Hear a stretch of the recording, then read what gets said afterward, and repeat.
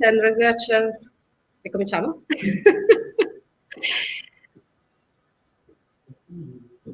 So, good afternoon to every one of you here in presence or online, or to students, researchers, professors and professionals that are connected with us today from Italy, from France, or everywhere in the world.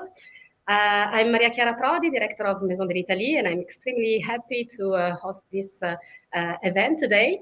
The first reason why I'm really happy is because it marks the first collaboration with Valore Italia. We are both institutions engaged in the perspective for the new generation, and we are fully committed in trying to deliver to the new generation not only a place to study, but really key to implement their own life or their professional life to become actors of the future. So the method we try to build up for our seminar today is to, for today, give you different perspective from different point of view.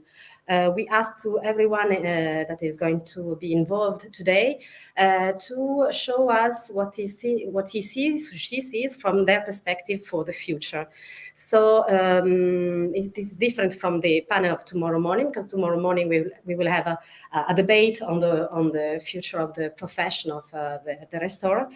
But for today, the idea is to follow one after the other some speeches and intervention that, from our point of view, will help you having an idea of the different perspective given by the new technologies or new programs that are organized in Italy and France and in the world concerning the cultural heritage. So I won't be long, just to let you know that we are really happy as Maison de l'Italie not only to co-organize with Valore Italia this event, but also to have several partners with us. We have the World Cité Universitaire, and for people not knowing the history of this place, which is in itself really a great place of cultural heritage, to see the website ciup.fr to understand what this campus means. It means 14,000 students per year visiting this place and living here inside one of the 43 houses. So Maison de l'Italie is one of these houses. And this project was built in 1925, so it's almost 100 years, with the aim to make all young people from over the world living and studying together in order to avoid wars in the future. So the aim is still there. We have still plenty of work to do to obtain our objectives, but the idea of this place still is really present in the people that are residents here and that are following here in presence and online.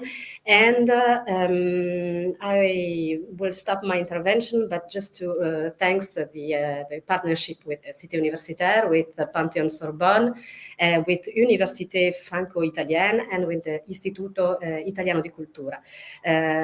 With Valore Italia, we try to share our connection, our networks, and our objectives. So we hope you will enjoy this seminar today and tomorrow. And of course, the link will be available for everyone who wants to follow the speeches, not in real time, but in the days to come. So the first intervention will be by Ambasciatore Francesco Caruso.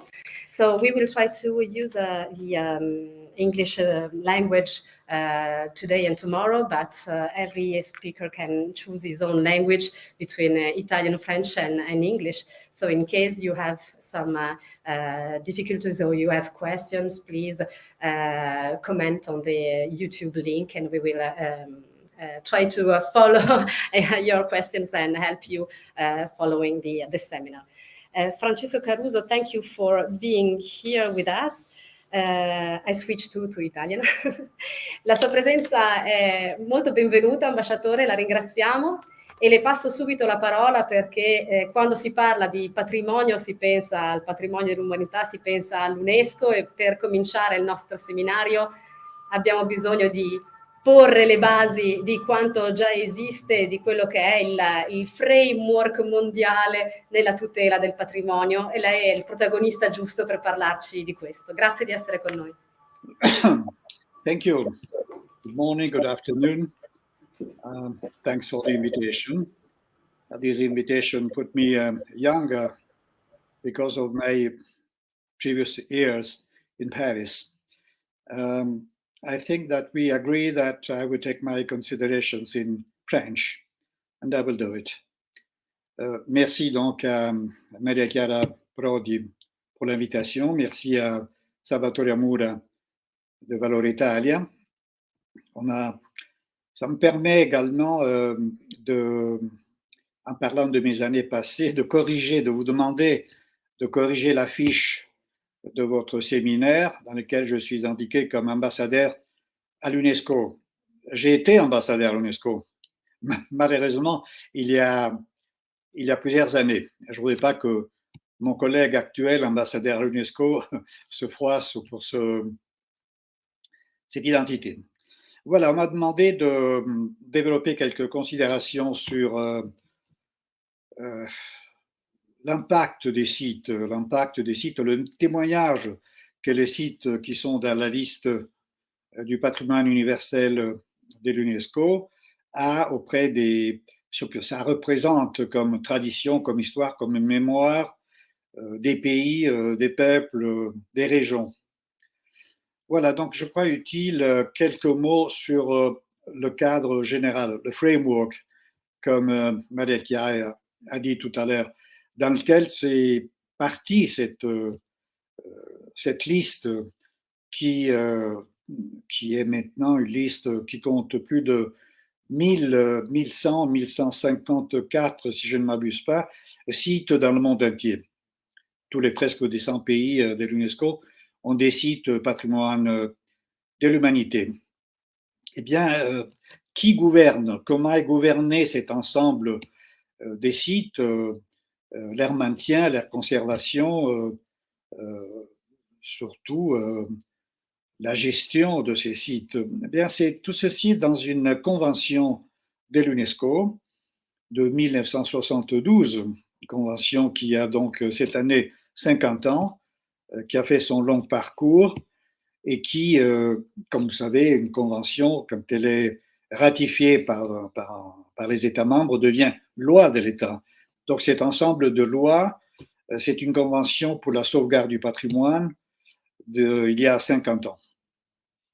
Je voudrais quand même, par orgueil italien, vous dire que cette Bible, ce monument qui concerne les règles d'application, d'inscription, de maintien du patrimoine culturel au niveau planétaire de 1972, a été précédée par d'autres tentatives, bien sûr, de donner des règles pour la conservation, la sauvegarde du patrimoine. La principale, celle qui était, qui a inspiré la Convention de l'UNESCO, c'est la Carta di Venezia, la Charte de Venise. C'est parce qu'il faut dire que dans les années 50 et 60, il y a eu une certaine, comment dirais-je, désinvolture de la part d'architectes des institutions nationales qui avaient dirigé leurs efforts surtout sur la reconstruction des bâtiments qui avaient été démolis par le conflit mondial. Et donc cette désinvolture a fait de sorte qu'il y a eu l'exigence de donner des normes précises, comment restaurer, comment conserver, comment mettre en valeur le patrimoine culturel, cette mémoire, ces vestiges, cet héritage que nous avons. Eh bien, à Venise, il est évident que cette charte de Venise, c'est un décalogue de 10 commandements, 10 rules, 10 règles qui sont à la base de la conservation, de la restauration du patrimoine. Ces règles, disons que la partie de professeurs universitaires, académiciens italiens était très importante. Roberto Pane, Piero Gazzola, bien sûr. Donc, disons que dans le framework de normes internationales de la Convention du patrimoine de 72, la partie de la carte de Venise était très importante. Il est évident que, je parlais de 1154 sites du patrimoine, le but de l'UNESCO, les principes, la philosophie de l'UNESCO n'est certes pas celle de donner des étiquettes, des labels, des brands, qui sont utiles parce qu'il y a eu un développement touristique, une conscience des populations de cette richesse qui était leur patrimoine. Le but est de l'UNESCO, la philosophie est primo de ne pas laisser ce patrimoine mourir, être abandonné, être victime de problèmes climatiques, dégradation climatique, ni de l'homme. Et donc, faire de sorte que ces pierres, ces vestiges, ces témoignages du passé nous parlent, ne soient pas simplement des pierres, nous parlent, nous enseignent, nous donnent une conscience d'hier et d'aujourd'hui, d'hier pour que l'aujourd'hui soit à la hauteur de ces patrimoines, que la mémoire, les traditions, les témoignages, la profondeur culturelle, les religions de ce passé reviennent en surface. Dans un mot, je dirais que l'identité d'un peuple, l'identité d'une région, l'identité d'une civilisation soit présente. Que ces patrimoines représentent cette identité, la preuve, c'est que quand il y a un conflit entre deux pays,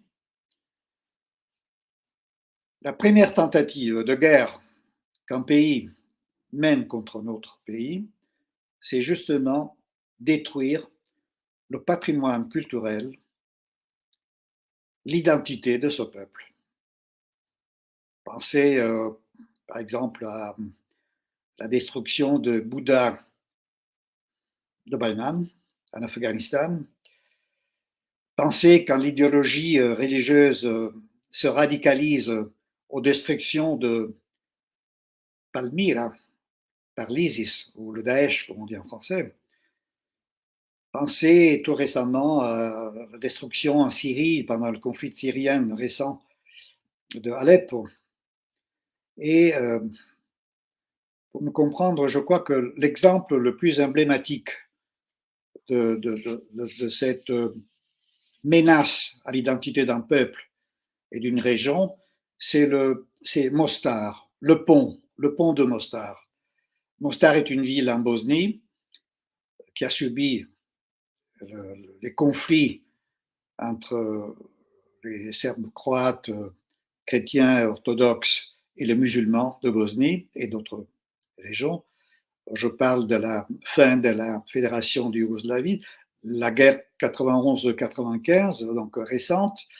Eh bien, Mostar était une ville dans laquelle coexistait en tradition ancienne la partie musulmane et la partie orthodoxe, les Croates orthodoxes et les Bosniaques musulmans. Eh bien, la ville était traversée par un fleuve. Ce fleuve divisait les deux parties de la ville qui concentraient un peu dans une côté la population musulmane et de l'autre population chrétienne. La destruction du pont était dynamiter, détruire l'identité commune, la tradition commune de ces deux peuples. Le pont était détruit, était dynamité, et quand, à la fin du conflit en 1995 avec les accords de Dayton, qui ont été signés pas loin d'ici de la Maison de l'Italie à Paris en 1995, eh bien l'UNESCO immédiatement a compris la force emblématique la signification de ce pont entre les deux parties qui avaient retrouvé la paix. Et donc, on a fait tout de suite un appel international pour la reconstruction. Il y a eu la Banque mondiale, l'Italie a pris une partie importante, la Suisse également. Mais ce qui est significatif, c'est que l'appel d'offres a été gagné par une société qui a présenté son projet aux des populations, des communautés. Ce pont prévoyait le maintien des petites parties qui étaient restées du pont, et le pont même était un ensemble d'acier et de verre. Eh bien, les deux communautés ont rechassé ce projet, et pas question de refaire un pont avec ces critères modernes. On a voulu le pont à l'identique. Le pont à l'identique, on a refait le pont avec les pierres qu'on est allé pêcher en bas, dans le fleuve, ce qui était tombé après que le pont avait été dynamité. Et on a refait un faux, un faux du pont qui avait été bâti par les Ottomans 5 siècles auparavant. Et ce faux est quand même le symbole de la force, de la tradition, de la mémoire, de la tradition séculaire que ces deux communautés ont voulu rétablir à l'identique. Donc, le premier principe, la première philosophie de cette énorme liste de plus d'un 1100 sites dans le monde entier, c'est ça, garder la mémoire, garder les traditions, les faire revivre, nous parler. Je parlais de cette convention de 1972, convention sur le patrimoine. Il y en a eu d'autres parce que l'éventail s'est élargi en 2003 avec la convention pour le patrimoine sous-marin, en 2001. En 2003, on a pensé que non seulement le patrimoine matériel devait être sauvegardé, aurait dû être sauvegardé, mais également les traditions, les chants, je dirais même les odeurs, la diète méditerranéenne par exemple. Donc non pas, on ne peut pas parler de sites parce qu'ils ne sont pas immatériels, the tangible heritage, c'est-à-dire l'immatériel, tradition, folklore, artisanat, musique, ces pierres donc doivent nous parler, doivent nous chanter ce que c'était. Je fais un exemple. À Marrakech, patrimoine dans la liste de l'immatériel est la place de Marrakech, une place quelconque. Il n'y a rien de monumental, mais c'est ce que se passe dans la place. À part la pacotille touristique, etc., il y a de la musique, des traditions qui s'expriment dans cette place, des chants, des poèmes qui sont chantés, des traditions qui sont renouvelées à la voix, à la crier. Et donc, une place qui n'est pas dans la liste du patrimoine matériel, parce qu'elle n'a rien de monumental, mais qui est dans la liste des valeurs immatérielles qu'il faut sauvegarder. Voilà une des premiers principes des philosophies de l'UNESCO. Mais un autre, c'est pas simplement garder cette mémoire, ces traditions, c'est également viser au développement des territoires dans lesquels insistent, se posent ces vestiges anciennes. En faire profiter les communautés locales. Ça, c'est le plus important. Et en ligne avec une autre convention très importante, non pas de l'UNESCO cette fois, c'est du Conseil de l'Europe, la convention qu'on appelle de Faro, qui proclame le droit des citoyens, de l'individu à la culture, à la participation. On voudrait faire le droit à la culture en des droits de l'homme, comme le droit à la pensée libre, comme le droit à la religion libre, à la parole, etc., etc. Eh bien, comment l'UNESCO peut faire ce maintien, ce deuxième principe, cette deuxième philosophie? Non seulement il y a eu les conventions arrivent de haut, arrive sur les gouvernements qui doivent par la suite en faire des normes et des règles au territoire. On a voulu même aller plus en profondeur, aller à la base. Et la liste de intangible heritage, del patrimonio immatériel, et surtout, vise surtout à faire mobiliser les communautés, leur donner conscience de ce qu'ils ont eu, non seulement comme vestige, comme pierre, mais également comme tradition culturelle, comme pensée, comme maison, comme chanson, comme poésie, etc., etc. Une autre instrument de l'UNESCO, c'est la liste des villes créatives. Cette liste ne s'adresse pas au gouvernement, s'adresse aux maires, pour que les maires sont à la base. Et les maires doivent solliciter, mobiliser les personnes, avoir conscience qu'ils ont des patrimoines matériels ou immatériels à sauvegarder et s'inscrire avec des actions précises dans le domaine de la littérature, de la poésie, du cinéma, de l'informatique. Il y a 5 ou 6, comment dirais-je, départements dans lesquels la ville créative s'inscrit dans la liste et doit, pendant les premières des années, avoir un programme de mise en valeur. Voilà.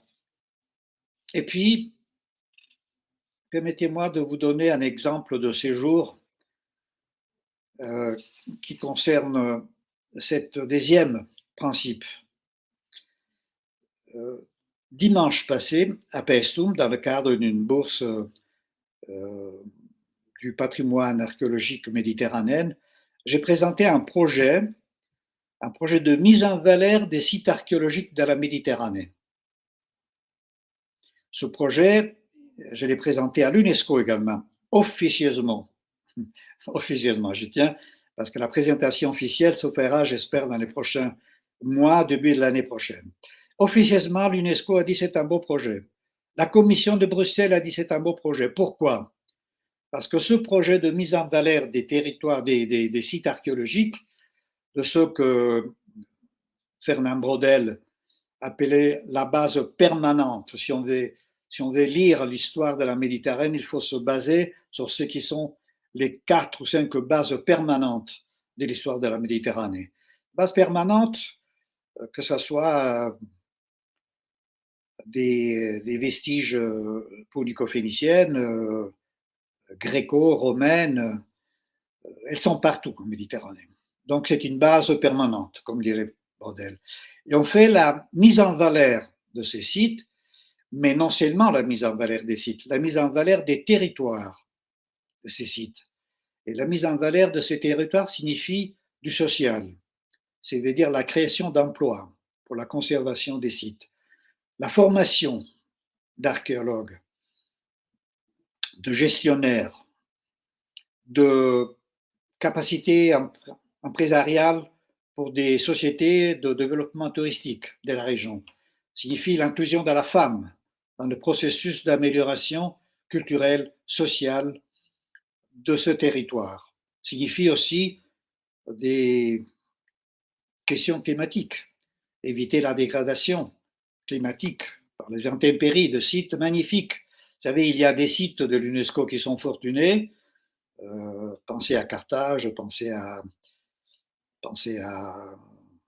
pour aller un peu plus près, Carthage d'aujourd'hui, Pompéi, le Parthénon d'Athènes, Petra, sont des sites fortunés. Mais il y a des sites aussi beaux, aussi magnifiques, qui représentent une telle richesse et qui pourraient être mis en valeur. Et mettre en valeur le territoire autour. Mettre en valeur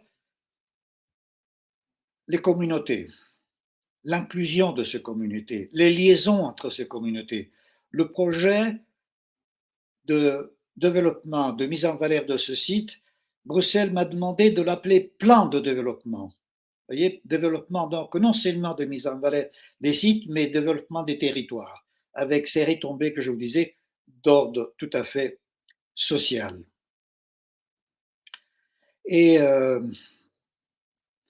je crois que ce deuxième principe, donc conservation des sites, comme témoignage du passé, comme mémoire de la tradition, comme exemple de tradition culturelle religieuse à sauvegarder, mais également développement des territoires qui sont autour de ces vestiges et également mise en valeur des richesses immatérielles. Encore un mot, parce que je voudrais parler un moment de l'Italie et l'UNESCO. Tout le monde sait que l'Italie est le pays, nous sommes très orgueilleux de ça, avec le plus grand nombre de sites dans la liste du patrimoine. Mais il faut savoir aussi que, et peu le savent, que l'Italie est aussi en tête de la liste des sites qui ont des aspects critiques graves, qui sont en danger. Et le gouvernement ne s'occupe pas de ces dangers, parce que quand un État demande l'inscription dans une liste, le gouvernement s'engage au maintien, à la sauvegarde, à la gestion de ce site tel qu'il a été présenté pour être inscrit dans la liste. Et si ceci ne se fait pas, le site est mis dans une liste de sites en danger. Et le pas successif pourrait être l'expulsion. En termes de football, ça s'appelle le carton rouge. Donc vous imaginez le désarroi d'un pays qui voit son site qui est dans la liste des patrimoines universels et qui, par manque de capacité de gestion, vient d'être expulsé. Ça a été le cas pour Pompéi. Pensez à Pompéi en 2010-11. L'écroulement de la Scola Armaturam a signé un moment dans lequel l'exécration mondiale pour le manque de gestion de ce site universellement connu et exceptionnel a été grave. Et de là est partie toute une situation maintenant Pompéi, après la loi, après le financement international, après l'engagement de l'UNESCO, qui a envoyé tout de suite en décembre 2011 une mission avec son directeur du Centre du patrimoine. Eh bien, ce site maintenant est une best practice. Je crois que mercredi prochain, la Serbie envoie une délégation qui va étudier les best practices de Pompéi pour. Et on a sauvé. Mais pensez à Venise. Pensez au drame des paquebots qui traversent le canal de la Giudecca. Et donc, il faut arrêter ça. Les gouvernements sont appelés par l'UNESCO à ne pas considérer ce site en danger et éventuellement à l'expulsion. Pensez aux dégâts du centre historique de Naples. On a arrêté une déchetterie qu'on voulait faire à 300 mètres de la villa Adriano, la villa d'Adriano à Tivoli. On voulait faire une bretelle d'autoroute à 100 mètres d'une des villes, excusez-moi, palladiennes, dans la province de Vicenza. On voulait faire des coulées de ciment dans les îles éoliennes. Ce ne sont pas les seuls. On voulait faire un gratte-ciel de face à la cathédrale de Santo Stefano à Vienne, en Autriche, par exemple. Mais nous sommes le pays qui a le plus de sites qui ont ces aspects critiques. Et c'est un paradoxe. Le pays qui a le plus grand nombre de sites a aussi le plus grand nombre d'aspects critiques. Un paradoxe. Mais le paradoxe du paradoxe est que l'Italie est considérée, accusée pour la mauvaise gestion de son patrimoine, mais considérée, à juste titre, l'excellence dans les écoles de restauration et de conservation du patrimoine. Pensez à les Pietredure à Florence, à l'école de restauro de Naples, à l'école de Botticino, qui, si je ne m'abuse pas, va célébrer dans 2 ans les 50 ans de vie, et je formule mes vœux au nouveau siège de Milan de l'école de Botticino. Eh bien, paradoxe du paradoxe, nous, le pays avec le plus grand site, pays avec le plus grand nombre de critiques et le pays qui est considéré l'excellence dans la restauration. Quelle est la réponse à ces paradoxes? C'est pas que manque de culture au niveau national, manque de conscience de la richesse de notre patrimoine, manque de culture adéquate auprès de nos instances, institutions nationales, régionales, communales, tout ceci peut-être. Eh bien, écoutez, je laisse la réponse à cet interrogatif important, à ce séminaire. Bienvenue et je vous remercie. Bon travail. Merci, monsieur l'ambassadeur. Votre contribution a été parfaite. On vous remercie. Les applaudissements font bien remarquer qu'on est aussi en présentiel. Je remercie les résidents de la Maison de l'Italie qui sont ici, ceux qui sont connectés, et aussi les étudiants de l'école des Botticino qui nous suivent, donc qui font à eux seuls, ils sont à 50, mais ils font une seule connexion visible sur le net. Alors sur les directs YouTube, on regarde les commentaires, donc vous pouvez poser des questions. You can ask questions on the YouTube page, and we will try to be your follow up in the questions to the speakers. Vous avez très bien détaillé les contextes et on vous remercie parce que c'était d'une clarté et intégralité parfaite pour introduire nos travaux. Et ça nous rassure aussi parce que ça nous donne l'idée qu'on est dans la bonne direction en faisant ces genres de réunions, parce qu'on croit à ce qu'on commence à appeler la diplomatie culturelle et au fait que chacun, avec ses communautés, son pays, ses institutions, travaille pour un bien commun. Donc, on a pu évoquer justement les relations entre France et Italie, qui sont maintenant aussi sous l'égide du traité de Quirinal depuis peu de temps. Donc, on est aussi dans un moment de l'histoire qui nous offre de nouvelles pistes d'action et des contextes qui se rajoutent à tout ce que vous nous avez brillamment évoqué. Donc, j'aimerais vous poser une question. Donc, déjà, si vous voyez avec ces traités du Quirinal des éléments qu'on peut utiliser pour continuer dans cet élan, et puisque justement nous avons plein de jeunes qui nous suivent aujourd'hui, si vous avez des conseils pour la jeunesse pour continuer à s'investir dans ces schémas, et nous, comme institution, on essaye de construire avec eux des parcours, mais voilà, votre point de vue sur tout cela est plus que bienvenu. Eh bien, écoutez, merci. En ce qui concerne le traité du Quirinal France-Italie, c'est une excellente occasion de renouvellement des meilleures traditions. Dans le domaine spécifique du patrimoine, de la gestion du patrimoine, je crois que s'il y a eu des pics, s'il y a des contracts, c'est simplement par jalousie. Et quand on est jaloux, c'est qu'on aime. Je crois que l'Italie et France, notamment en ce qui concerne la conservation du patrimoine, s'aiment et sont jaloux. Je dis souvent que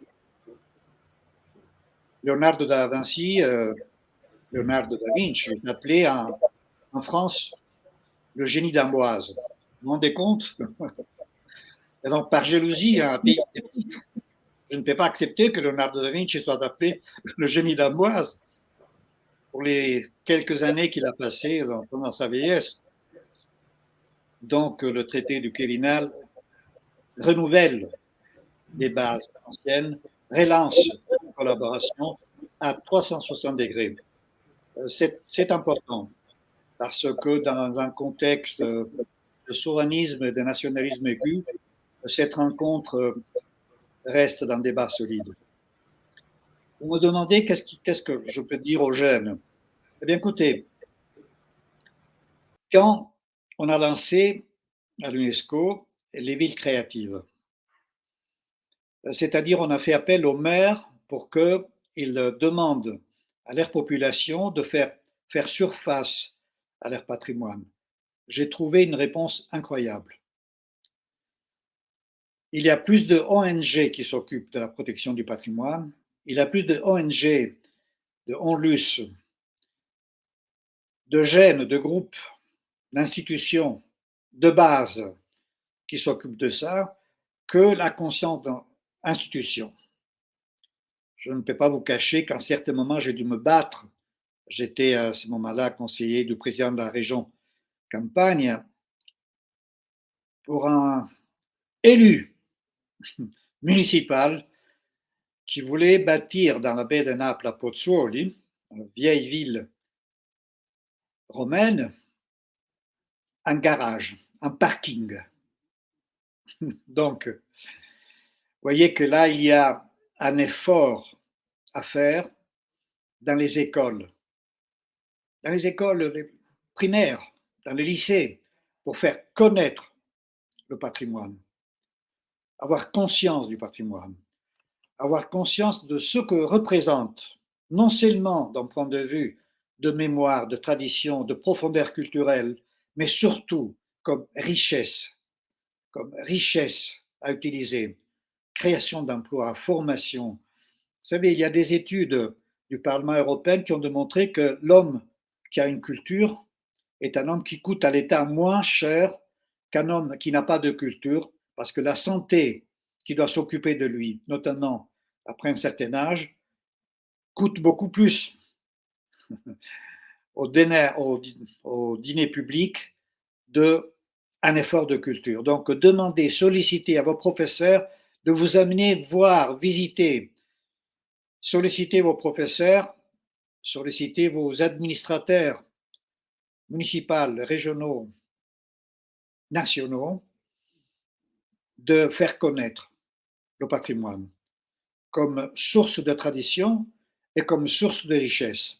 Je vous ai fait l'exemple de ce plan de développement des sites méditerranéens. Immédiatement, un politicien averti m'a dit, mais c'est aussi un projet politique. La création d'emplois là-bas vise à limiter l'immigration, le grave, énorme problème de notre siècle et de ces siècles à venir, parce que le problème est irréversible, d'émigration. Vous voyez donc aspects sociaux, aspects d'inclusion, aspects d'enrichissement culturel et matériel de population. Donc aux jeunes, je dirais, insistez auprès de vos professeurs, auprès de vos administrateurs, pour que la connaissance du patrimoine soit développée à tous les étapes. Voilà. Un grand merci. Et d'ailleurs, vous anticipez aussi l'essence d'une intervention qui interviendra plus tard de Kadja Taoufik sur le projet Mabat. Donc, voilà, merci pour votre réponse. On n'a pas encore reçu des questions des étudiants, mais voilà, je les invite encore à intervenir. Et on vous remercie vraiment beaucoup pour votre présence. Merci à vous. Et on continue donc dans notre après-midi qui est très chargé. Merci beaucoup. Et so the next intervention it's a video intervention by Christine Massel. She is the director of Musée d'Art Décoratif de Paris. And the title of her intervention is How to Enhance an Artistic Collection with What Tools and Project Action. So as you see, after the context, the main context, the international context of the preservation of the cultural heritage, we change perspective and we go to the responsible of a museum. So when you have an artistic collection, in which direction should you go in order to enhance your proper collection?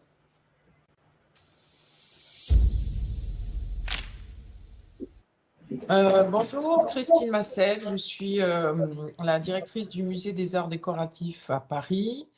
I am the director of the Museum of Decorative Arts in Paris, and I used to be during 22 years the chief curator of contemporary art at the Pompidou Center.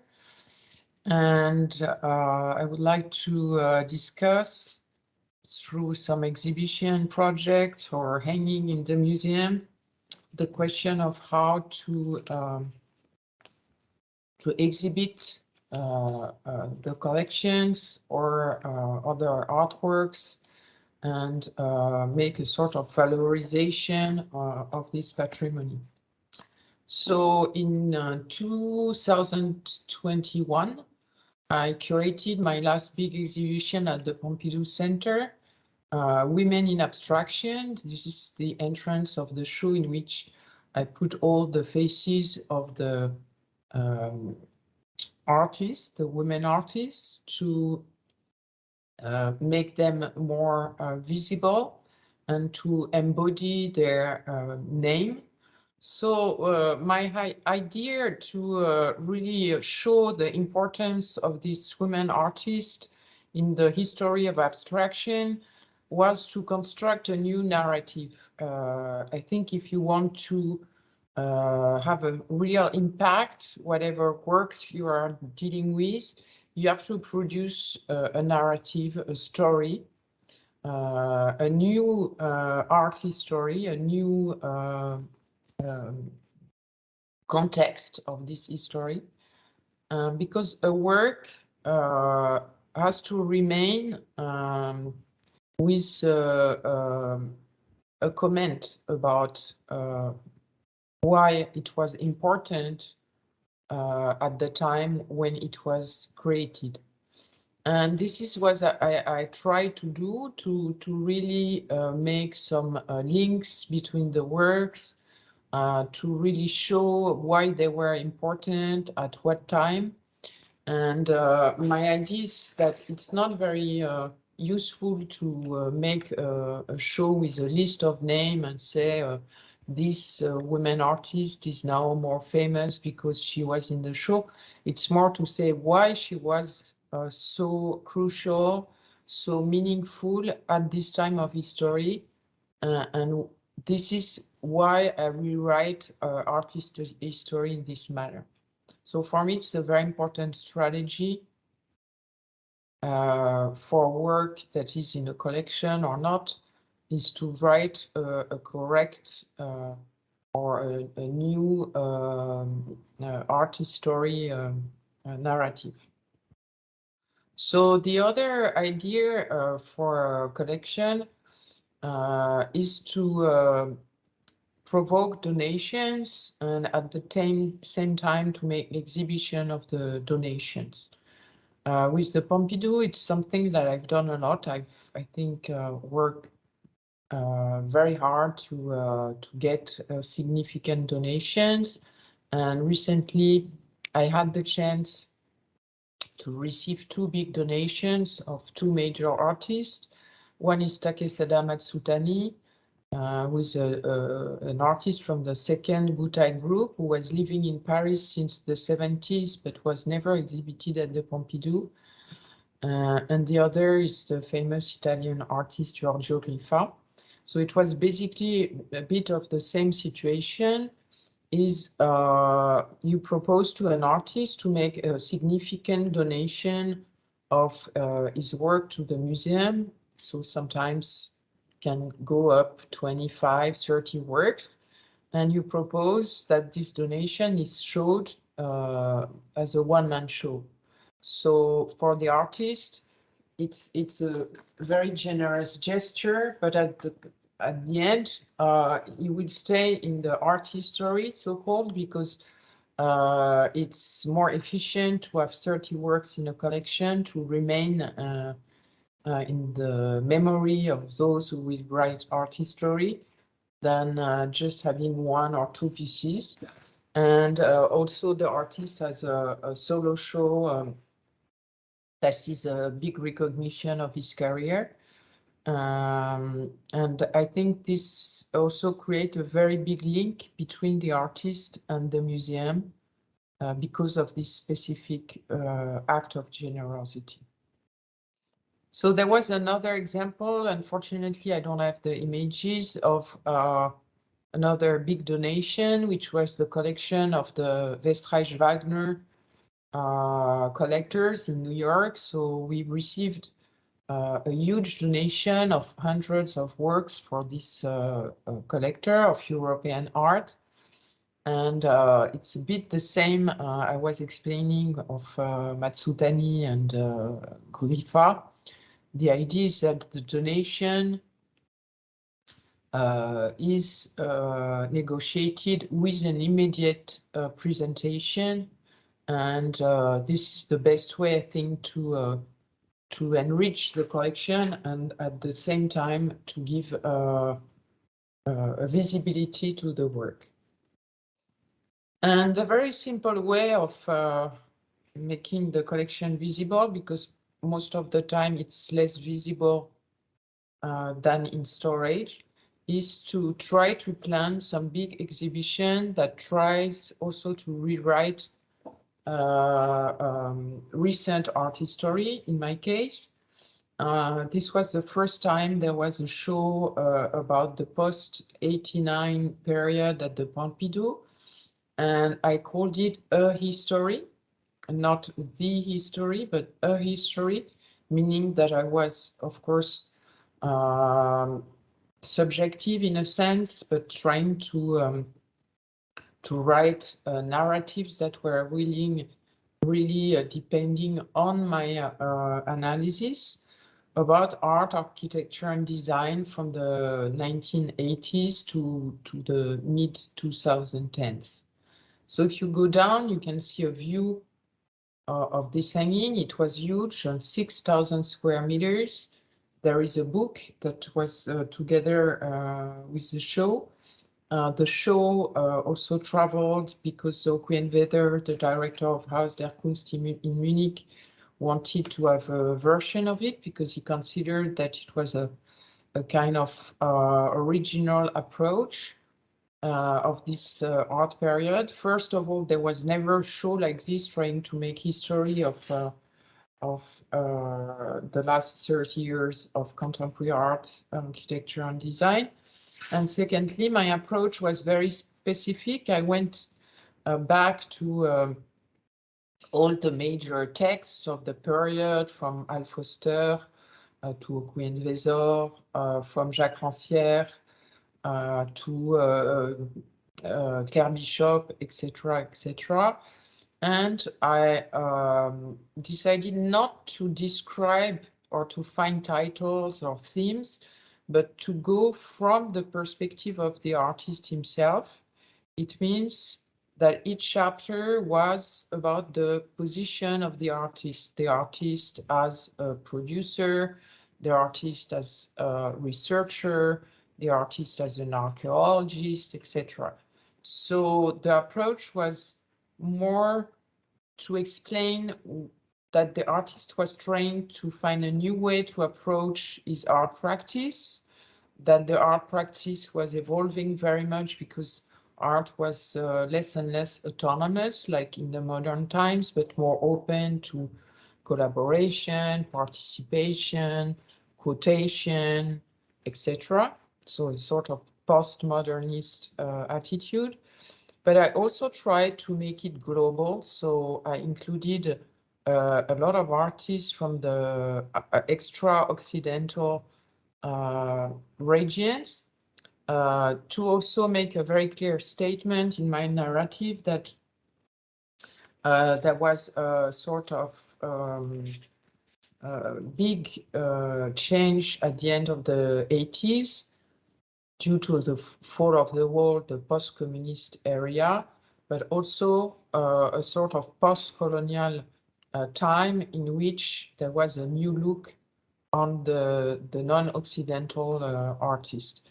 And this was the moment, the only moment in which I could really show all the works that I've acquired with my colleagues of so many countries outside of Europe or America in the collection. There was a second moment which was called Global Resistance 2 years ago with a younger artist. But for us, it was very important that a hanging of the museum would reflect this new world art and this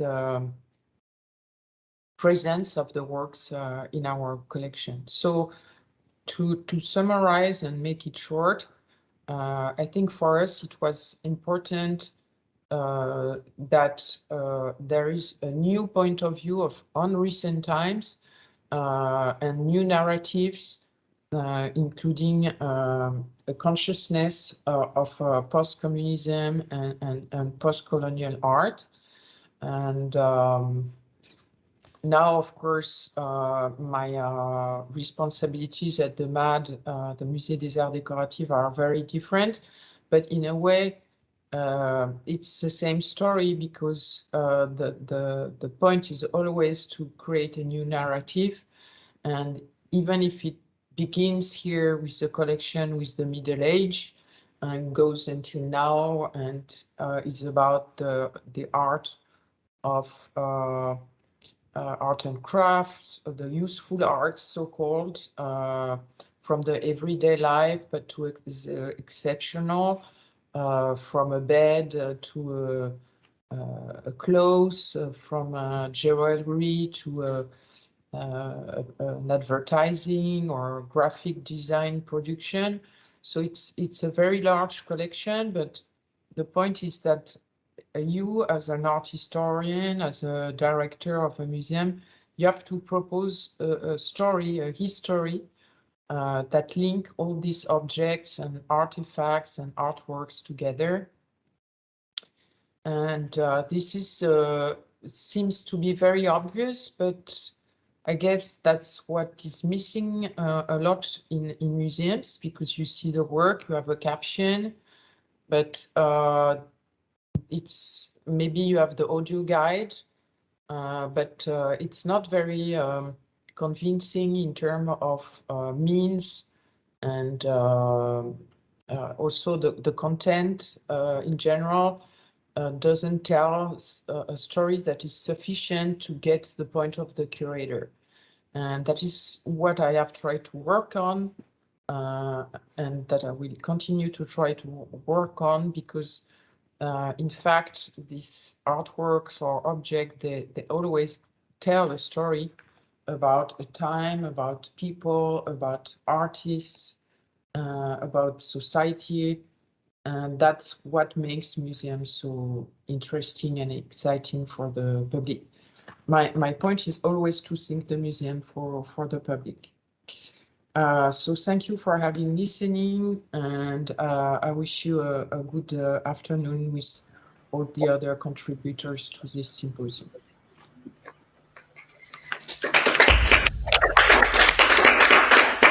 So thanks to Christine Massel. Unfortunately, given it's a video, we cannot ask questions to deepen more what she said during the video. But I suppose that anyone listening was finding very interesting. And there is an exhibition on Schiaparelli at Musée d'Art Décoratif. So if you're in Paris, don't miss it.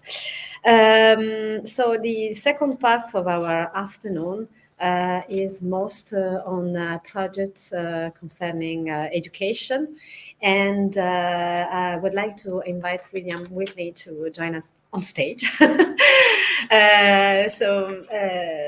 He started his career as a practitioner, and then a few years ago started a master's at Paris Sorbonne on the patrimoine and restoration. So I'll leave him the stage to explain this master's new master's program. Yeah. Of course, most of you listening to us are from the Scuola di Botticino, so I think you will find interesting the profile of William Whitney and his presentation. Thank you, William. I hope so. Thank you, Maria, and thank you for inviting me, and thank you for the assistance, because I have my PowerPoint will be followed by our assistant here once it comes up. And so the program, the conservation program at the Sorbonne, University Paris 1, Panthéon-Sorbonne, was created in 1973. The preventive conservation was created 20 years ago, in 2002, and we created a master's degree in conservation research 10 years ago. So I would like to just evoke this conservation research. And I was behind one of the reasons I wanted to create this conservation research was because I had been a restorer in the National Museums for 25 years. And I realized that I learned things through working as I restored. And most of what I learned is not what we are researching actually in conservation. So I'm going to just try and quickly, and my assistant is going to advance. No, sorry, I come back. So what it's called is, and I had it so it would come phrase by phrase, but here I'll go. The ontogenesis. Well, yeah, I mean, in French, I'm so used to ontogenèse. It's ontogenesis of cultural material and how to analyze it. So I think we'll see how cultural ontogenesis is the origination and development of an organism. In biology, they've been using this terminology since the 60s. The term can also be used to refer to study of the entirety of an organism's existence. Next.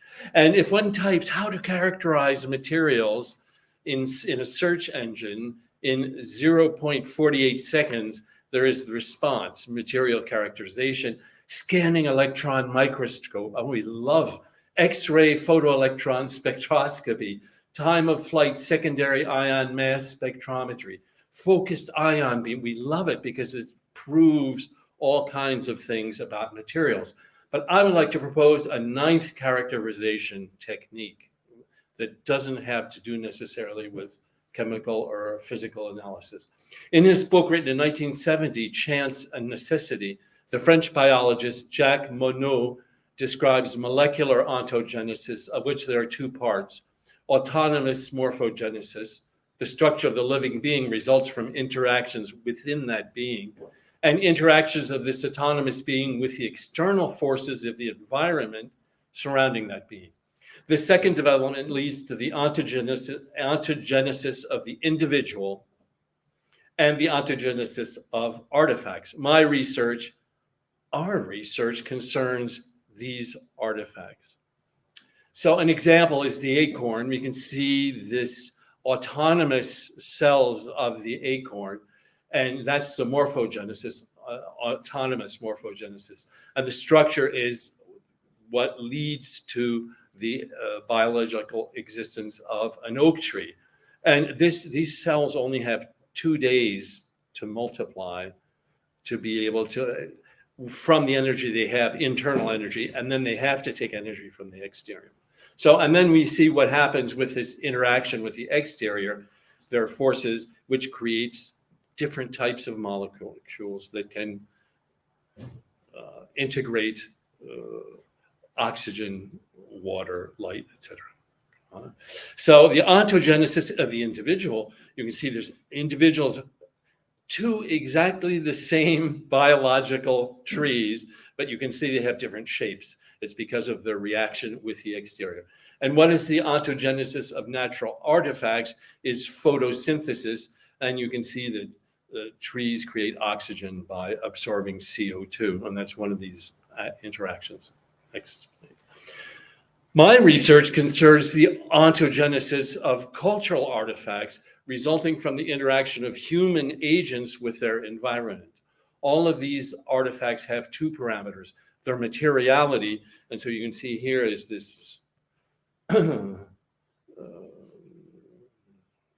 musical score, but it's made of paper, cardboard, leather, etc. And there is a significance, and the significance is the music that you can create from having this, reading this material. And the curator, the conservator, is responsible for both. And in the international text, there's the curator, the conservator is always responsible for the significance and the materiality. And what interests me is the relationship between the significance and the materiality. Donc, the properties and functions of an oak tree through morphogenesis and ontogenesis produce an acorn. But the same properties and functions do not produce an oak panel that artists can use.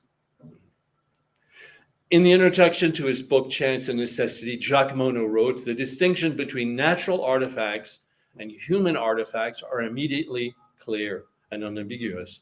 Rock, mountain, river, cloud are natural objects. A knife, a handkerchief, an automobile are artificial human objects or artifacts. Donc, the properties and functions that produce a panel depend on a human agent. So the panel depends on the tree. Donc, the physical properties of materials depend originally on nature, the autonomous morphogenesis as well as the ontogenesis of the individual. If you take a violin, the quality of the wood chosen to make a violin depends on the type or family of wood, normally maple, and as well as the qualities of an individual tree. Stradivarius, the story is that he would go into the forest to find the perfect tree where the wood was best for the violins that he hoped to produce. That's that individual ontogenesis. On the other hand, their cultural properties and functions, technological and semiological significance, depend exclusively on the act of articulation by an agent, a human being, and his sensibilities, his intelligence, and his affectivity, as well as his motives, capacities, and intentions. Just quickly, for the students that are listening, perhaps others, my own students, when I talk about sensitivity, intelligence, and affectivity, I say, okay, have you already discussed a lot about affectivity?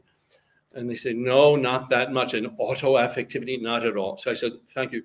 Write a 15-page report next week on auto-affectivity. And what do they all say?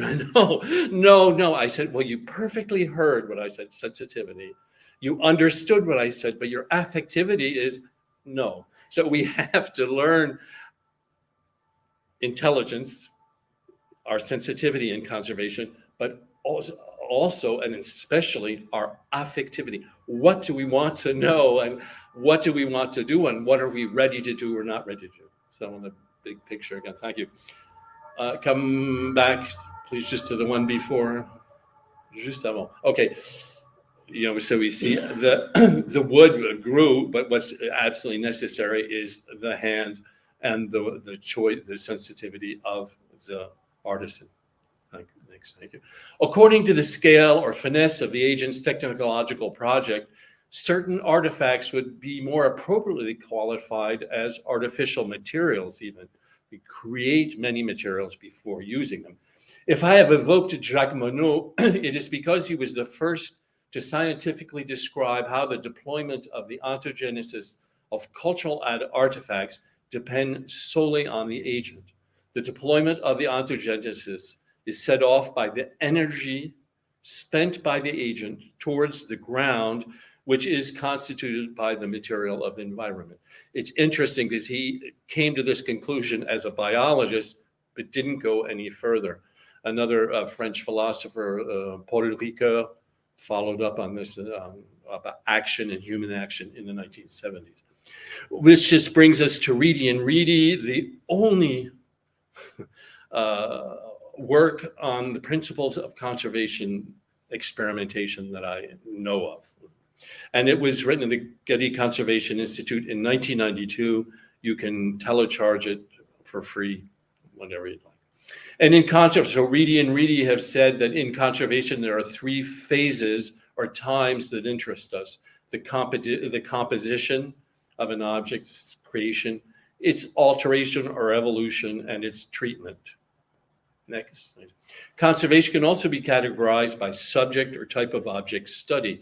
A method, we can study a method of technology or a process or a type of equipment used to create or to analyze. An object, an art object, a building, a site, or any object considered individually. We can also consider a group of objects, a type of glasses or furniture, etc. And they also evoke to reconstitutions or reenactments, materials, objects, or parts of objects created for the purposes of study. Next.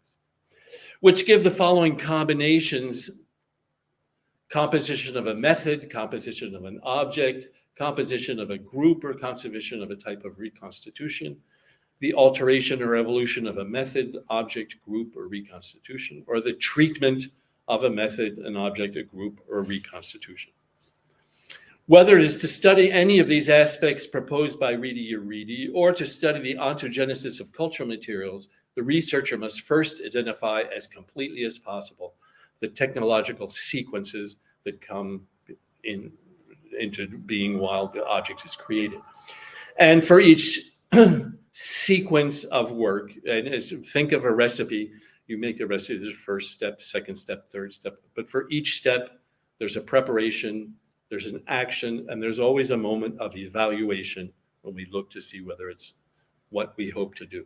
I tell students, even when they're using their computers, I say, you look at the screen, you don't have to look at the screen. You know your fingers are in the right place, but you evaluate constantly all our actions.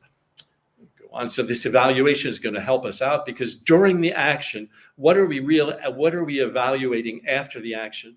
We're evaluating the functions and the relationship between the relationship between technological functions, and there are four. You can add materials, you can take them away, you can displace them, or you can change them physically or chemically. Thanks. And there are also conceptual or semiological functions. In this Prague school of the 30s, and Roman Jacobson, he identified 6 types of semiological functions. Next. So these semiological functions are the context, the addresser, the addressee, the contact, the code, and the message.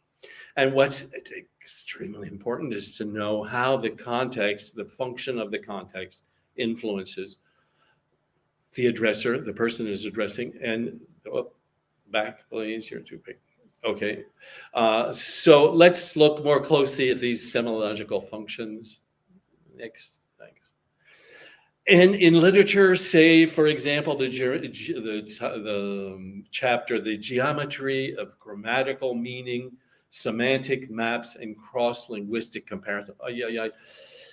Imagine linguists are analyzing language in this way, using these different functions, and they may make maps of how these 6, basically 4 different functions, semiological functions, map out for each phrase which is used.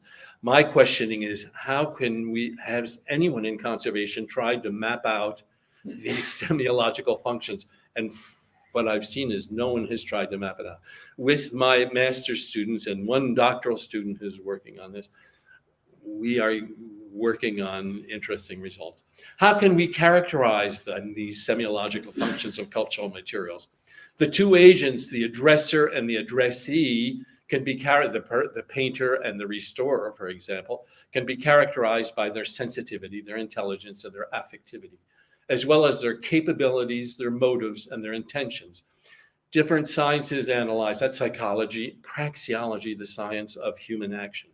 The agents are dependent on the context, the socio-cultural context, but also its codes. Art history, history of sciences, history of technology can help us with these different contexts. And then there's the contact and the message, and semantics and linguistics give us a lot of insight into these aspects. But all of these characterizations depend on the reconstitution or reenactment by another person, by the person, the restorer, or the historian, or the spectator that is looking at the painting.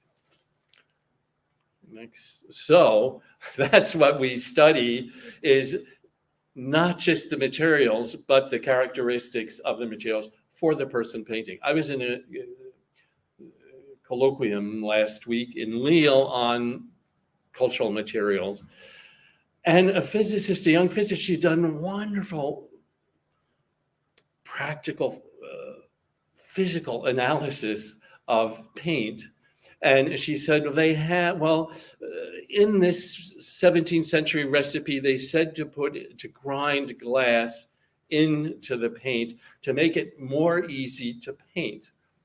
And she proved on a nanometric level that the paint, the pigment, and the oil without the glass looked exactly the same on a nanometric level as the paint with the glass. And so she said, it must be just as easy or not easy to use. I said, well, did you make the paint? And she said, no. I said, well, you have to make the paint, and on the level of a human being, see if it's easier or not easier. I had a master's student who was in conservation. She did a master's in conservation and then 2 years master's research. And she found in a 13th century French wall painting, marble, ground marble. And one of the hypotheses was this ground marble, like the glass, would make the application of the paint more easy. And so she made up 20 reconstitutions, this type of characterization. And during her defense, we were 5 or 6 in the jury, and she said, nothing looks like the wall painting, and none of my reconstitutions looks like that paint, and so on. I said, but she had 20 samples. I said, which were the easiest to apply? And without hesitating an instant, she said, number 3 and number 17. I said, that's a characterization. It's a human characterization, a sensitivity characterization. And so one thing I think is not to evict the physical chemical analysis, which is fine, but we have to introduce the human aspect that the artists and artisans and so on use to be able to identify and characterize these functionalities. So thank you for your attention, and thank you for inviting me and allowing me to evoke these questions. Thanks to you, Professor Whitney. It was fascinating. I don't know if we have questions here or online. Gianpaolo, directly. Without micro, because micro. Vieni.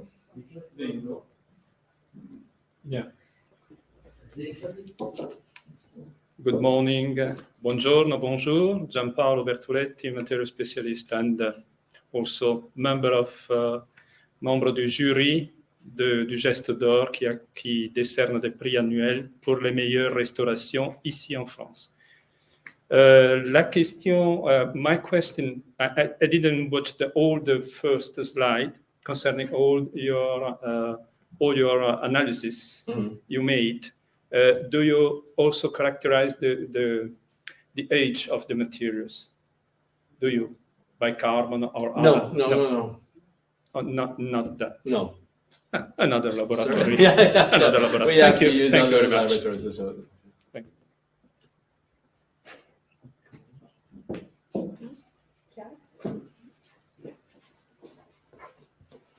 Good afternoon, everyone. I'm Chiara Rostagno. I'm an Italian architect of the Ministry of Italian Culture. And I would like to ask you, it's quite interesting, your tentative and your research on the human factor in the restoration. So I would like to understand, you suggest to your pupils to provide sample and so on. And I would like to ask you, how many time you live today to take confidence with material, original techniques, and also the author method applied during the centuries. So not only scientific analysis that are crucial, we will know to characterize, to understand pathology and materials as well. But what you suggest to your pupil to understand the original techniques, the way to do applied by the master in the past? Shall I answer here? I guess. Thank you for your question. We work with, and I force the students to work with recipes, technological recipes. Is that the question? How do you teach practice, ancient practice? Yeah, I think that it's through technology courses. We've created 2-year first and second year of license here, courses in technology, just to teach students just what is the nature of technology historical technology in the past and so on. And I've worked with closely with Robert Halleux, professor of history of technology at the University of Liège, and they have the largest collection of recipes, historical, technological recipes. And so if the students have specific questions, that's one of the resources, which is the richest resources, to have excellent contemporary recipes. And then the thing is, you have to understand the recipe, which it depends on another function, which is the context and eventually codes or something. There's a lot of work to be done to catch up. And I tell students also in physics and chemistry, they have a TGV and they go fast and far. And we have a little bicycle. We can go we're going in the same direction, but we're on a bicycle, and we have to decide. We learn a lot on a bicycle and we can see a lot of detail. So maybe that can help. But if we work together, we have to try and find the same speed and either go a little faster but one of the first things I think, is to identify these functions. And already to say there are 4 technological functions and 6 semiological functions. And that reassures students too, because there are only 10, but that's the mix. It's the mix, and it's very, very complicated, but it's a lot of fun. And luckily there are students that and it was interesting that with Mr. Caruso, who said, you have to teach students and have younger students also get interested in culture and so on. And I have a doctoral student who's working on how to teach technological practices to young children.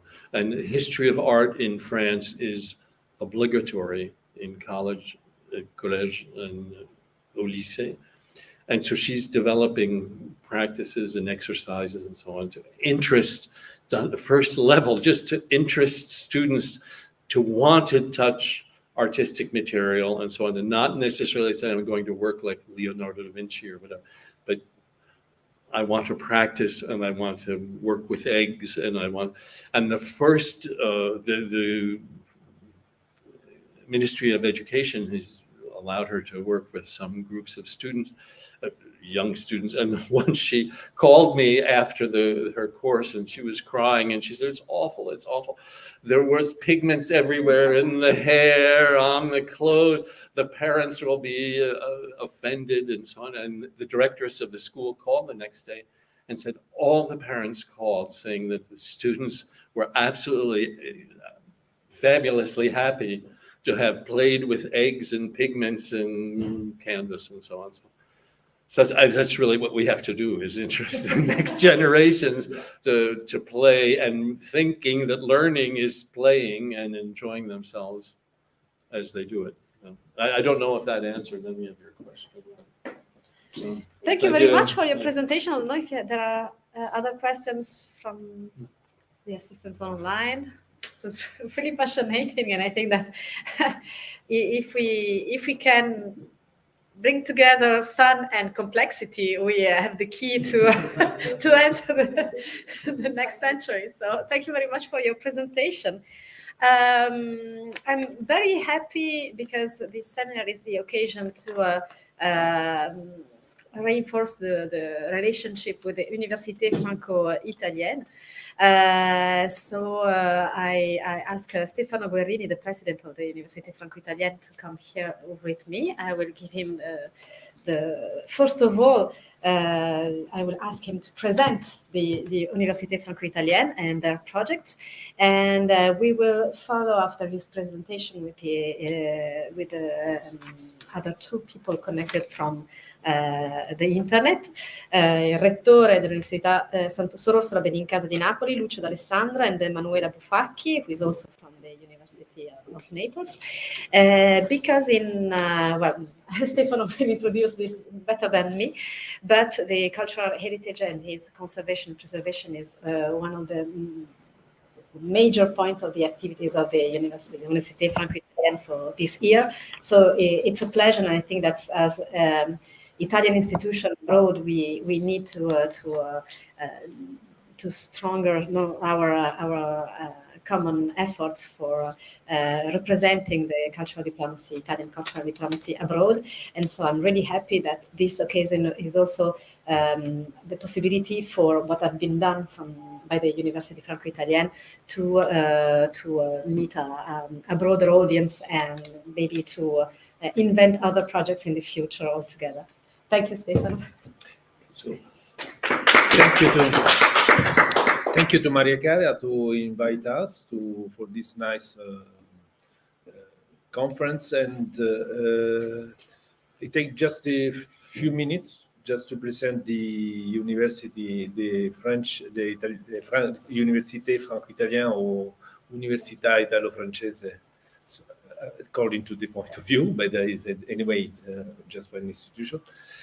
So the occasion is also because actually we are, our goal is to facilitate the collaborations between the two nations. It's an institution that has about more than 20 years. And as I said, the goal is mainly focused on the mobility of students and mobility of researchers and professors, and then of the creations of a common ground for this mobility. For instance, we have several. One of the main goals is to finance projects that involves the Italian and French institutions or Italian and French researchers. Each year we have some grants programs that, for instance, to help the development of common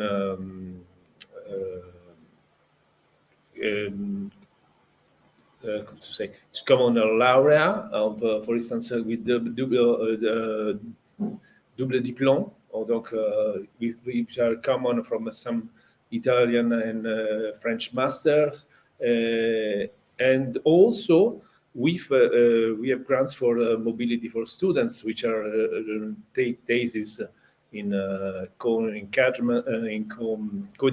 between Italy and France. Or also postdocs, and some. There is also the main reason also some research program, which is mainly in the framework also the larger framework in France, of the larger framework also called PHC, Pierre Hubert Courien.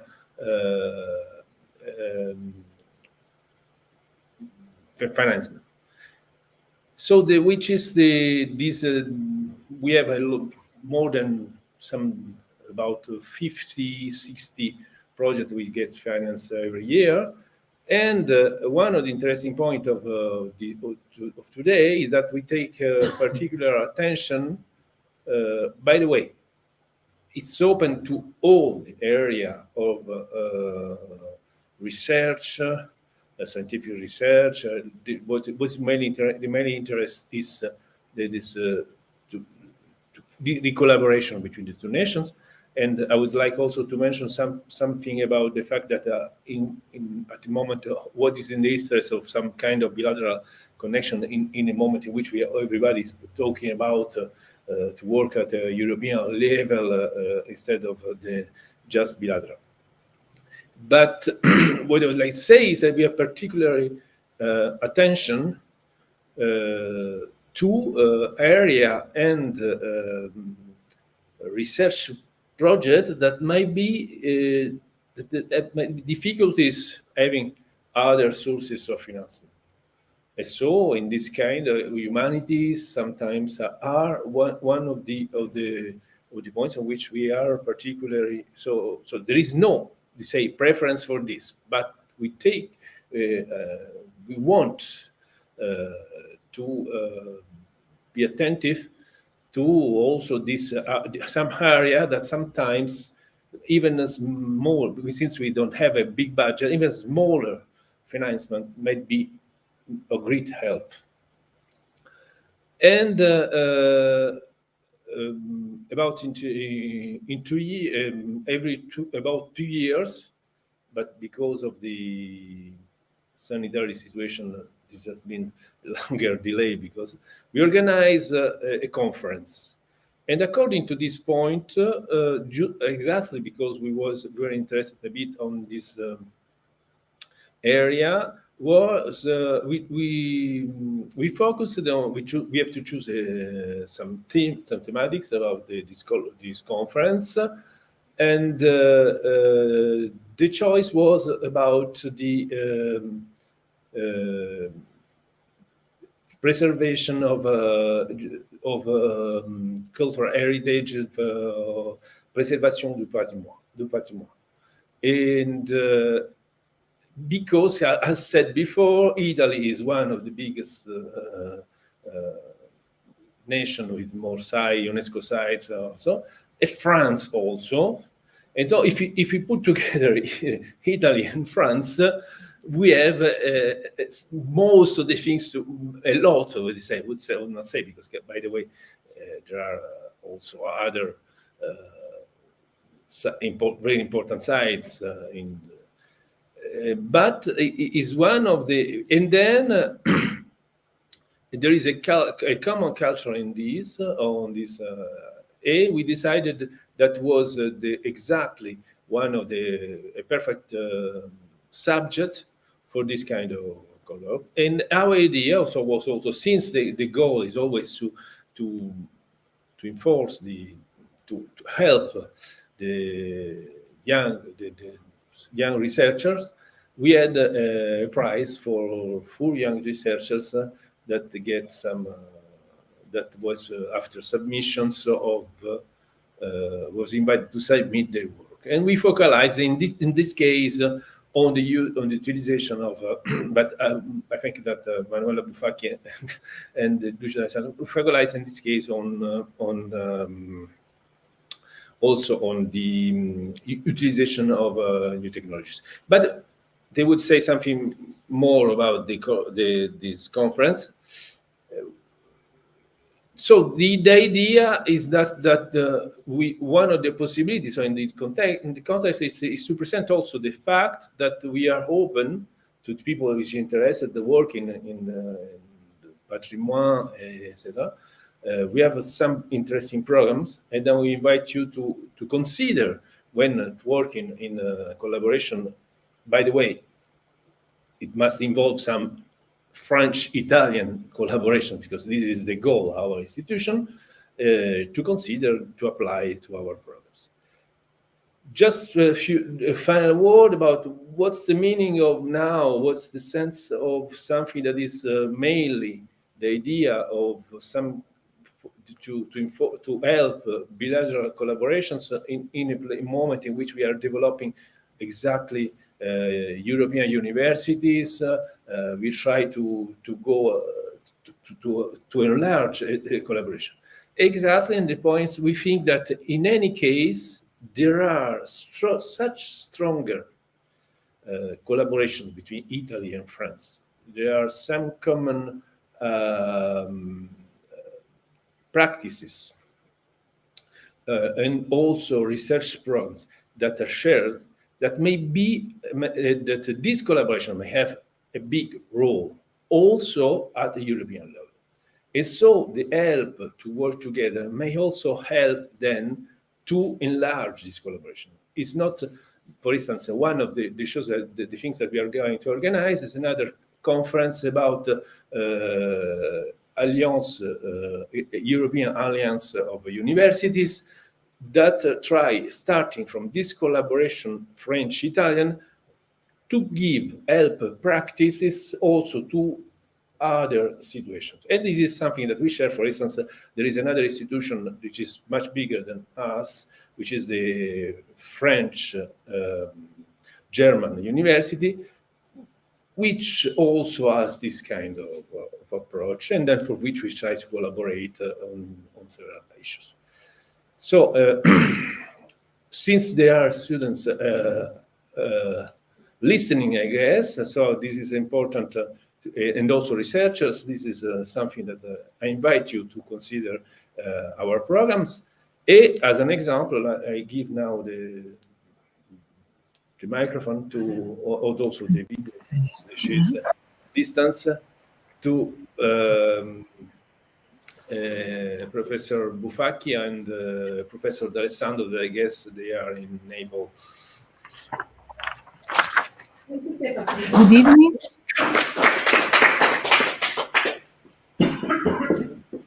Benvenuta Emanuela. Buonasera. Buonasera. So, as we said previously, if you want to deliver your speech in Italian, feel free. And I think that Lucio Alessandro is not connected yet. No. So. Porto I saluti. I take the greetings of director Lucio D'Alessandro, but he can stay with us. So I can present the Congress. I will speak in Italian. Just a moment for this slide.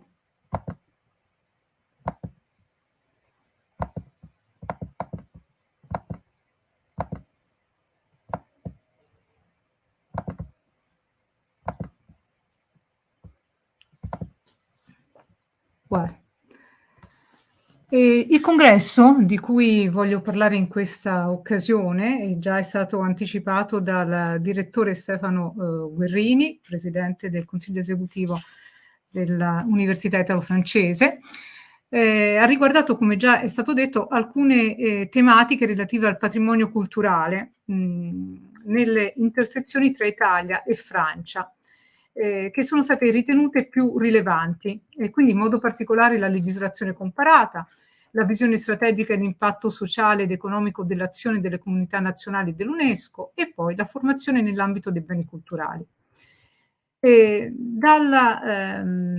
Da questo incontro, che si è sviluppato su 2 giornate, sono emersi alcuni aspetti importanti.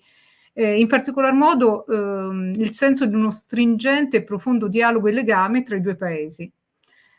Storie di scambi e coincidenze che hanno interessato tutti i differenti ambiti di interesse, a iniziare da quello legislativo, rispetto al quale l'onorevole Casini ha ben illustrato, per aver operato personalmente in tal senso, il ruolo di riferimento assunto dalla Francia nelle riforme che si sono attuate nella storia legislativa italiana a partire dal 2014. Analoga corrispondenza ha riguardato anche la formazione nell'ambito dei beni culturali. Anche in questo caso il modello francese dell'Institut National d'Histoire de l'Art è sembrato un modello significativo a cui guardare in riferimento alla scuola del patrimonio, a cui e su cui si è soffermato ampia parte dell'incontro della seconda giornata. Si è poi potuto riflettere in modo, devo dire, fortemente proficuo, anche perché più ricco di interventi operativi, sui sistemi museali, su cui sono intervenuti i direttori e i responsabili di grandi musei, dal Louvre a Villa Medici, dai musei vaticani al Museo Archeologico Nazionale.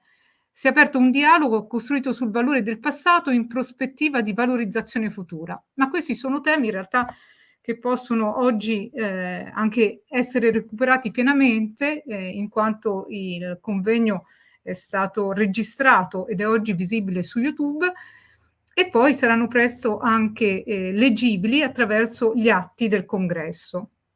Quindi non mi vorrei soffermare oltre sui contenuti, se non che per fare attenzione a 2 aspetti che trovo fortemente collegati e che hanno a che vedere più direttamente con gli incontri organizzati oggi e domani. Durante il congresso si è fatto riferimento, e ne ha parlato l'ambasciatore Massé, a un episodio importante che ha riguardato direttamente l'Italia e la tutela del nostro patrimonio compromesso da calamità naturali, vale a dire l'importante intervento del governo francese nella ricostruzione e nel restauro dei monumenti aquilani compromessi dal terremoto. L'intervento della Francia, come ha chiarito durante il congresso la direttrice della Fondazione Scuola del Patrimonio Alessandra Vittorini, ha avuto una sua peculiarità però, in quanto non si è trattato solo di un intervento di natura finanziaria, ma è entrato in campo come competenza francese nel restauro.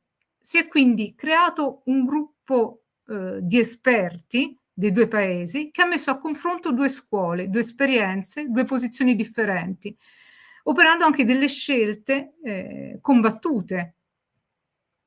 Insomma, un cantiere di formazione che tra l'altro ha avuto un esito ancor più significativo, perché dagli esperti il cantiere si è aperto anche agli studenti ed è diventato un luogo di formazione, dove le scuole di restauro della Francia hanno portato i loro giovani allievi affinché potessero verificare e studiare quei casi sul posto. Insomma, a partire dall'esperienza di finanziamento estero sul restauro, si è prodotto un livello di relazione molto importante e certamente più duraturo, che riguarda strettamente la formazione dei giovani.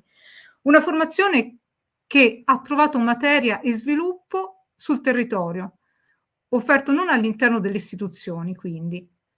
Un secondo esempio su cui mi preme soffermarmi è ancora su questa linea, ma riguarda direttamente la mia università, che ha offerto un caso di studio in occasione della sessione del convegno dedicata a due città non capitali, affini, come Marsiglia, capitale della cultura 2013, e Napoli, riconosciuta nel suo centro storico come patrimonio dell'umanità. Prima di riferirmi a questo caso, vorrei soffermarmi ancora un po' sull'Università Suor Orsola Benincasa, perché l'università è stata individuata proprio come sede del congresso, perché in realtà essa stessa ha un forte legame con il patrimonio culturale. Intanto perché è essa stessa un bene culturale, poiché sorge all'interno di un complesso monumentale, che vedete illustrato nelle slide, una cittadella monastica fondata nel 1582 da Orsola Benincasa, la mistica di cui oggi conserva il nome, pur essendo un'istituzione fortemente laica. E poi perché ha un'antica tradizione formativa legata alla conservazione dei beni culturali. Infatti è stato il primo ateneo ad istituire 30 anni fa un corso di studi specificatamente indirizzato ai beni culturali, che si è poi attualmente sviluppato nel corso di studi triennali in scienze dei beni culturali, che è attualmente attivo, ma soprattutto nel corso interdipartimentale a ciclo unico di laurea in conservazione e restauro dei beni culturali. Insomma, proprio a causa della natura dell'Ateneo, i laboratori di restauro che si strutturano al suo interno naturalmente trovano materia nel patrimonio culturale che è all'interno stesso dell'università. Un patrimonio di cui vi offro alcuni esempi che vanno appunto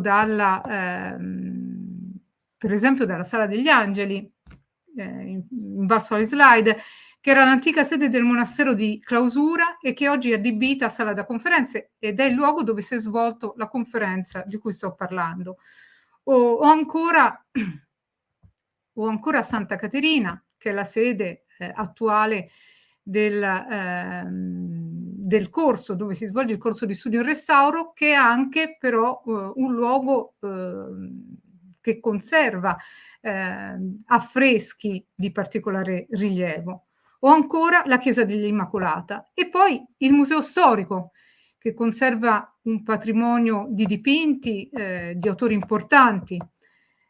E poi il gabinetto delle stampe della Fondazione Pagliara, su cui maggiormente mi voglio soffermare perché conserva un corpus di oltre 23.000 pezzi, comprensivo di incisioni dal XVI al XIX secolo, ma che ha offerto soprattutto materia a un'esposizione che è stata inaugurata in concomitanza del congresso, dal titolo Parigi, luoghi della storia, che ha avuto lo scopo di omaggiare gli ospiti francesi con una selezione di iconografie, un'ottantina di pezzi, di vedute realizzate tra il XVII e il XIX secolo, che potesse consentire di illustrare da un lato lo sviluppo urbanistico della città di Parigi, ma che soprattutto potesse rievocare la potente suggestione esercitata sui viaggiatori stranieri dalla capitale francese.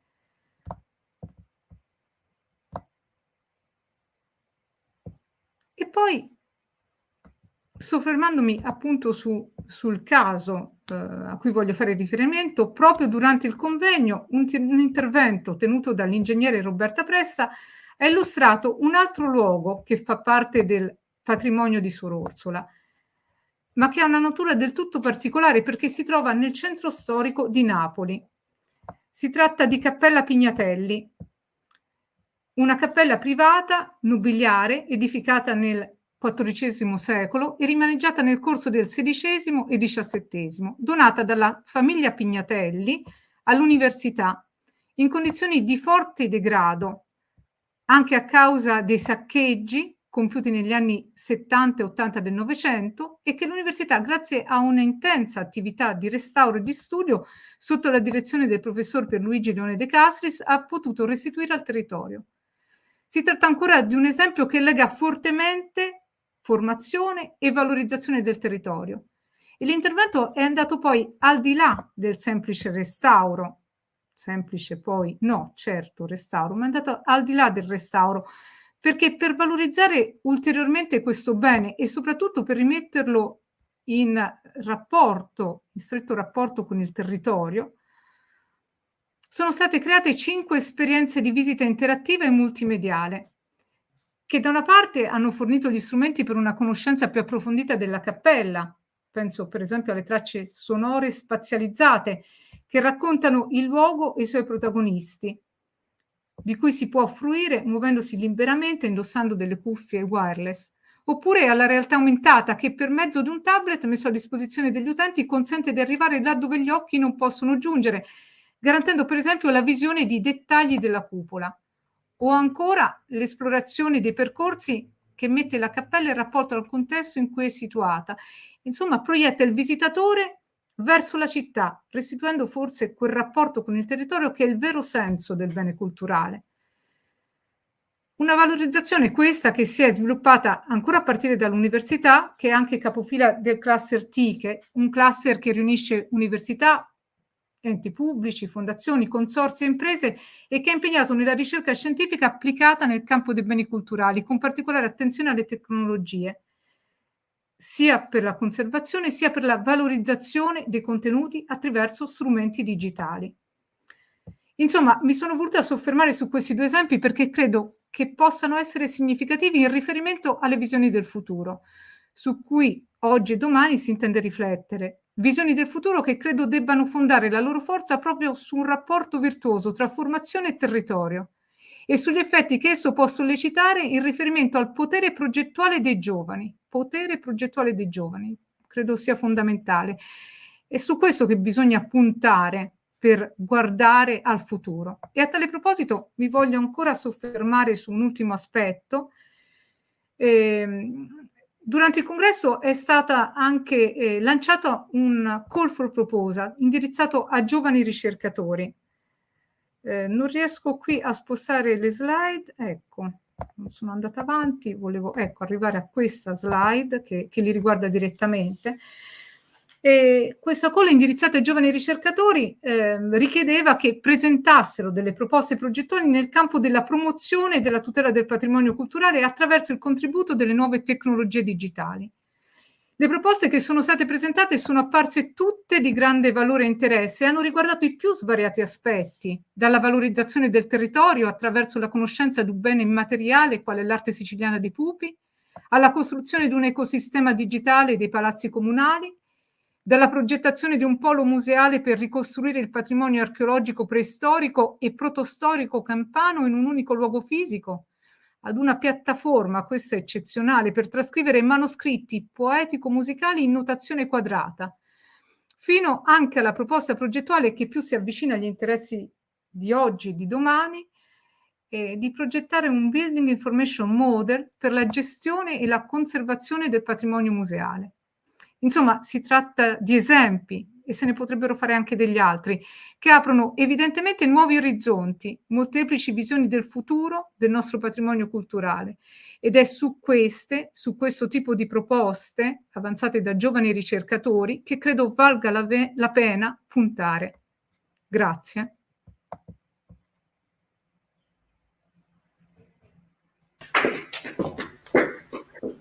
Thank you, Emanuela. So if you agree, I will give your email address to them who could be interested in the Congress and to the acts of the Congress, or maybe they can go directly to the website of the Université Franco-Italienne for more information on the Congress. What will be the information be published when they are available? Dove troveranno gli atti del congresso? Sì. Saranno pubblicati su... chat.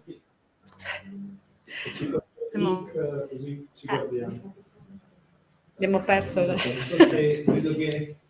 È morta la connessione nel momento topico. È bloccata la connessione con Manuela, ma dunque gli atti del convegno saranno certamente pubblicati in forma di volumi, da quanto ne so, e ovviamente le informazioni saranno disponibili sul sito dell'Università Franco-Italiana per tutti quelli che sono interessati. E poi anche immagino sarà non so se c'è anche è già presente su YouTube tutto il congresso. Però gli atti, diciamo, saranno anche informati su chi sarà poi interessato ad avere proprio gli atti, su come acquistarli o trovarli, gli atti, immagino, no? Sul sito dell'Università Italo-Francese ci saranno poi le informazioni. Perfetto, benissimo. And we'll try to put the link to the YouTube direct of your Congress in the comments of the live broadcasting of today. Chiara Rassagna ha una domanda per te. Sì, buon pomeriggio. Volevamo chiederle, soprattutto pensando agli allievi della scuola di Botticino che ci stanno in questo momento ascoltando, se potesse, ovviamente in attesa degli atti e andremo certamente a vederci poi gli esiti su YouTube per, come dire, esserne comunque partecipi, se potesse in qualche modo darci qualche elemento di sintesi rispetto a quello che è emerso per il futuro percorso formativo dei restauratori, quali secondo il congresso sono emersi come gli elementi fondativi che in qualche misura andranno accolti, compresi, assecondati e fatti maturare per il futuro nel processo di formazione del restauratore del futuro. Noi abbiamo degli allievi che si accingono ora a cominciare il loro percorso di formazione e quindi potrebbe essere certamente un elemento di interesse comprendere in poche parole su quali settori disciplinari è emersa maggiore attenzione durante i lavori. Sicuramente si è molto ragionato sui rapporti tra la formazione e per esempio la formazione e il legame diretto con le istituzioni museali. Questo è stato un elemento centrale. Per quanto riguarda poi gli sviluppi interni alla formazione, può trovare delle indicazioni molto chiare già sul congresso, negli incontri che si sono avuti il 17.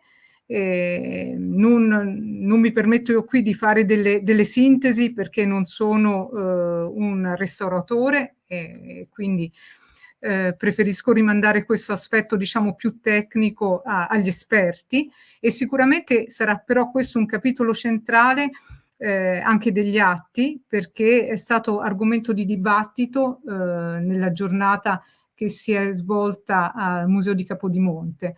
Una giornata appunto in cui oltre alla dimensione formativa si è dato particolare risalto al rapporto tra formazione e intervento museale.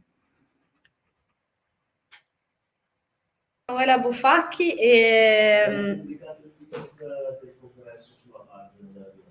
Perfetto, quindi è già pubblicato il link al congresso sulla pagina della diretta e magari due parole anche sul consorzio TIC, perché l'ha accennato nella presentazione, penso sia molto interessante vedere anche come i territori poi possono mettere in risalto delle collaborazioni, diciamo, tra entità diverse per riuscire a cooperare per uno stesso obiettivo. Penso che mi aveva colpito come metodo, diciamo, di lavoro. Sì, il cluster è proprio nato per mettere insieme le università, quindi riunisce numerose università italiane, gli enti pubblici di ricerca, le fondazioni, ma poi soprattutto le imprese. Quindi mettere in rapporto l'università con l'impresa per concorrere insieme a bandi che consentano finanziamenti nell'ambito dei beni culturali.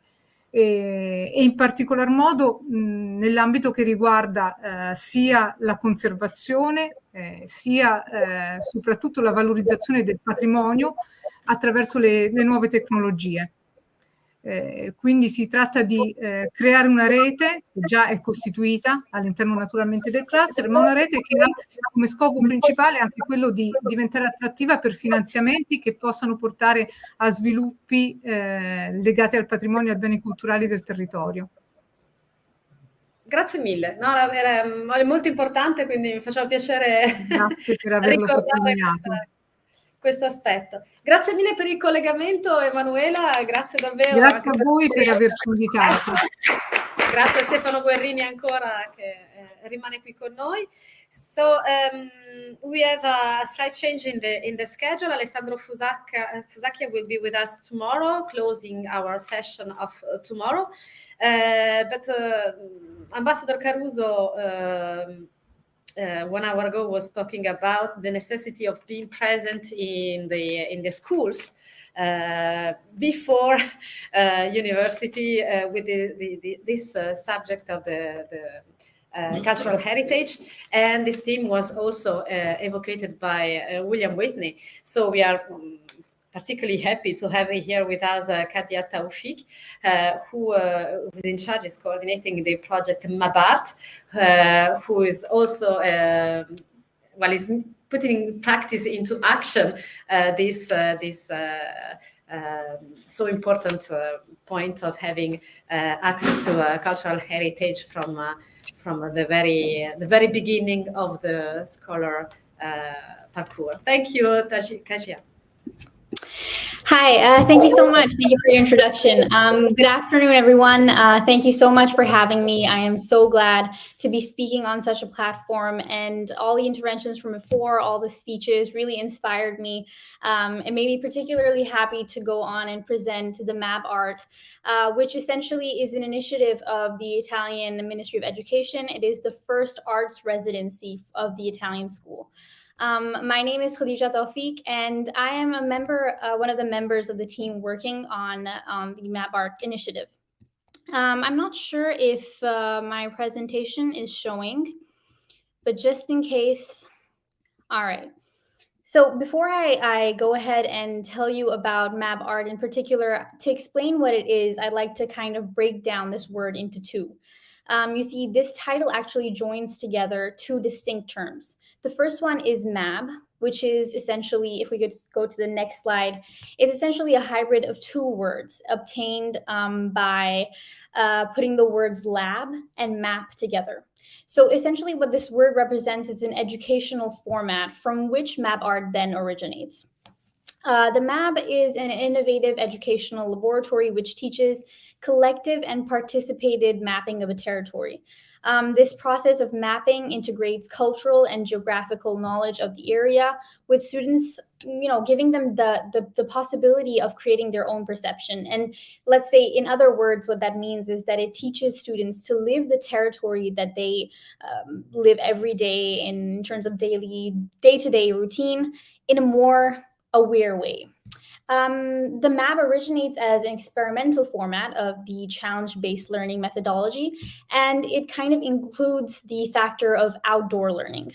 And well, we can just say that these educational events have been carried out both nationally and internationally for students and teachers alike as an initiative of the Italian Ministry of Education and headed by Mr. Lorenzo Micheli.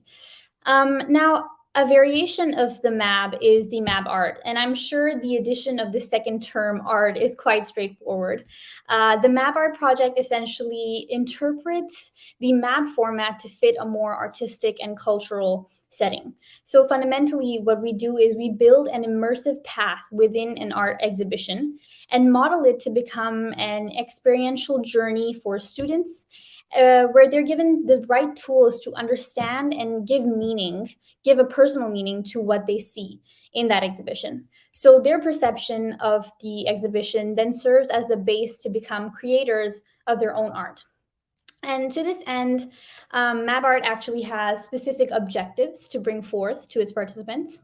First, it educates students towards the meaning of beauty. And we obviously mean that in a more ample sense. So other than, how we talk about beauty in the more aesthetic way, it pushes them to understand what beauty means to them and kind of ask themselves what it means.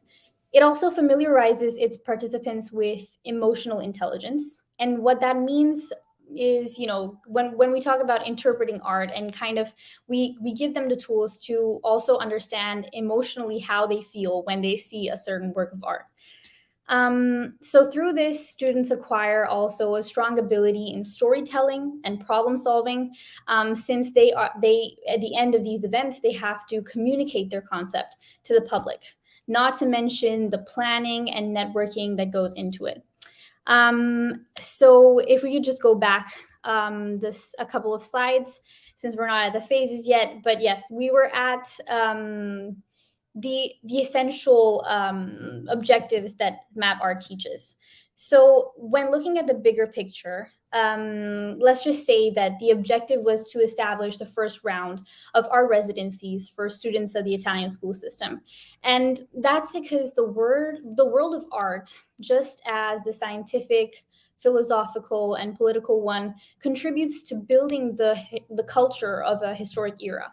And we strongly believe that art plays a pivotal role in the transitional period that we're living through, this post-COVID era in which students are particularly introspective. They have a lot of reflections and they need help. They also need a guide in terms of what school is in navigating the period that they're living through. And we have the responsibility to question art in this time. So to rethink it. And we need to rethink it in order for it to regenerate it in the contemporary sociocultural context we're living in. And in doing so, art actually creates new platforms for imagination and creation, and we've seen this firsthand. And it also gives, let's say, a concrete opportunity for new generations to make their voices heard and to kind of give in to their creative side that we know exists, but sometimes is hard to put into practice. So this is essentially the reason that the Ministry of Education has decided to invest in this capability that art has to kind of make a global laboratory where we can collectively reinvent reality. We can free positive energy and, use that energy to create new ideas and alliances for a lot of objectives of the school system, from sustainable development to personal projects, but also to collective welfare. So participants of MAB Art design their final projects, and in doing so, they also acquire new digital skills and knowledge that are applied to the arts. For example, we used the artificial intelligence mid-journey to come up with some ideas, some concepts, and so it also familiarizes them with how art is evolving over time. And in particular, there are two main models of education that are applied, let's say conceptually speaking. So the first one was outdoor learning. So kind of, also, let's say geographically, but physically navigating through an art exhibition, but also the setting in which the art exhibition is placed and kind of forming a connection with the surrounding space in terms of cultural and geographic values as well. And then we have art-based learning through the use of formats of an artistic residency. So, here we push them to experiment and implement creative solutions to contemporary problems or contemporary big questions. And now we can go to the next slide, where essentially when we think about the structure that MAB Art has, it's not just something that is an event that ends once the days of the event are over. It's kind of something that goes on, and there are three phases that we've thought of the MAB Art. The first one is imagination, the second one is co-creation, and the third one is MAB Art abroad. And when we talk about the first phase, what it is 3 days of artistic residencies in Italian cities that host symbolic events that might hold an international relevance in the world of art and culture. And for the duration of that event, students and teachers are given a prompt or a challenge that they interpret based on the experience that they live through the art exhibition. And lastly, after this, let's say, navigation through the exhibition, they come up with concept of their own work of art, which ideally they would place within that exhibition. It is particularly fruitful for them to work this way because in these events, we bring together students and teachers from all over the country. And so they have the opportunity to meet their peers that have very different visions, let's say, on societal problems according to their territory of origin. So far, this phase has consisted of 2 events. The first one in Milan at the Triennale, where the theme was unknown unknowns. So you can understand how this is essentially, a hard theme for students from elementary, middle school, and high school to interpret, but it's also very vast. And secondly, and most recently, actually, just a couple of weeks ago, maybe 1 week ago, we were at the Biennale in Venice.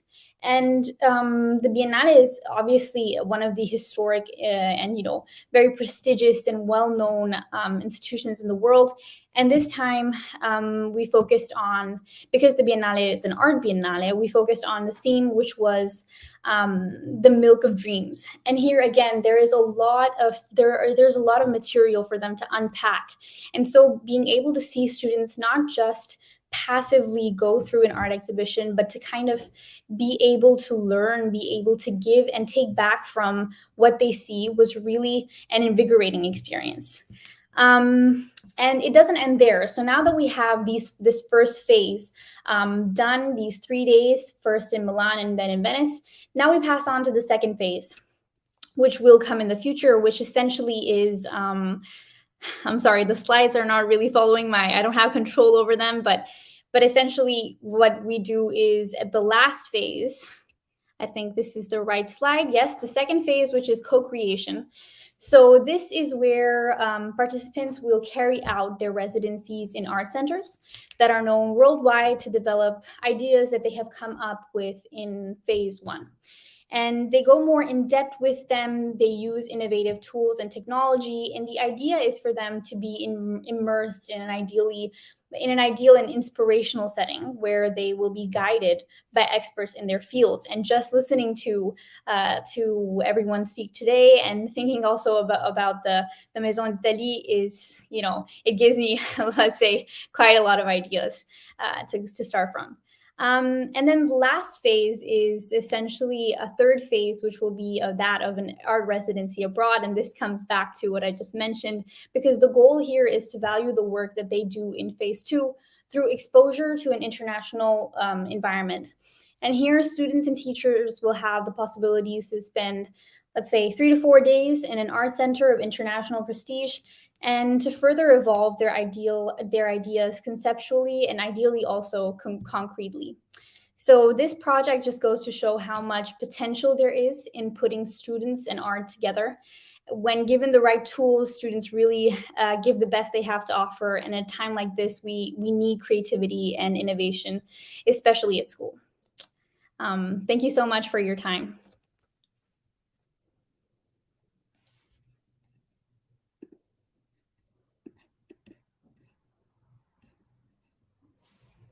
So would you like to share with the students who are following us online how it came that you are interested in this kind of project, and when did you discover art yourself in your life?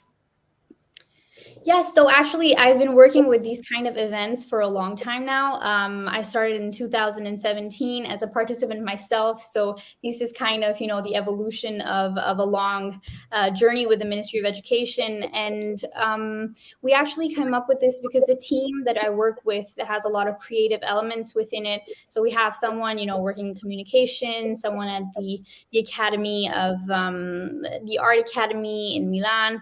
And so when we put together our let's say our heads to kind of come up with something that could actively engage students, we thought, why not create a kind of connection that they have with the territory, with an environment that they can come into contact with easily, but that can get a whole new meaning once they have the right tools. So this is kind of, where we started. Personally, I, especially with this experience with the Biennale, that I'm actually from Venice. I've been living here for 10, 12 years now. And so it was a very nice experience for me to finally see, students living the exhibition, not through the tour guides, but, personally taking in and giving meaning to what they're seeing. Thank you very much. I think Thank Chiara you. has a question for you too. Yes. Hi, Khadija. Good Hello. afternoon. Hello. I would like to ask you, in my opinion, your project is quite interesting, and I would like to understand how your work with a lot of young people starting from perhaps 3 years old to 11, 12, how this kind of work could help us to understand how to focus our practice to help people, to young people to approach fine art and also to approach the way to produce art expression starting from that age. And let me say, I would like to ask you how that this kind of experience changed your idea of art and the role that art could have to support young people to find themselves and to be confident in the actual period of our history. Thank you. Thank you. Thank you so much for your question. I think those are excellent questions, first of all. Well, I think that, we actually work with students from 5th grade to around the last years of high school. So like the 4th, 5th year, 3rd to 4th year of high schools. And, so that also includes like middle school students. And what is important to highlight is that it's not really about, it's never really about the outcome. So it's never really about the final project. It's a lot about the process and kind of the fact that students, when they are in this kind of arena, they're surprised because, you will see a lot of times that they're surprised that art has so much to give them. I think that in this time, the main thing I think in our events that makes a difference and kind of, impacts them more concretely is the fact that they work in teams and they are protagonists in these events. So it's never something that is frontal, never something that they have to listen to other people or, they have to just, passively absorb information, but it's always something that they're actively doing. So when they do so, it's, it gives a whole new meaning to what school is, what education is. They understand that art is working together. They understand that art is the fact that everyone has different opinions. They go and see the same works of art, and each one of them within the group, which is usually of 6 to 8 people, each one of them has a different idea of what that means. And so also listening to what other people, like other kids in the group, have to say kind of gives them a lot of skills that that are basic but and fundamental, but that school doesn't really give them the opportunity to put into practice. And so I feel that them being the main character of this experience kind of impacts them strongly. And then they also see art exhibitions and art in general in a very different way, especially the younger kids. They understand that, oh, it's something that we have fun doing together. So it kind of is an awakening. Regarding the second question, I'm sorry, I think I forgot the second question. Could you repeat the second question just quickly? How this kind of activity could help young people to face the actual historical periods, be confident with the other guys, other culture, and to be inclusive and open in exchanging? Right. Yeah, I think that in the time that we're living in today, it's very, let's say, it's very obvious that students of that age have, they have goals that are set to they work in a very specific way. So schoolwork, grades, all of these things count a lot. A lot of the students that we meet, you feel a lot of pressure when it comes to the choice of university, for example, or how well you're going in school. And for them to be able to have an outlet where we tell them, okay, this is just a space for you to be creative. Like, there is no sense, there is no logic behind what you have to say. There's only your feelings, and there's only your understanding. There's only your method of reasoning.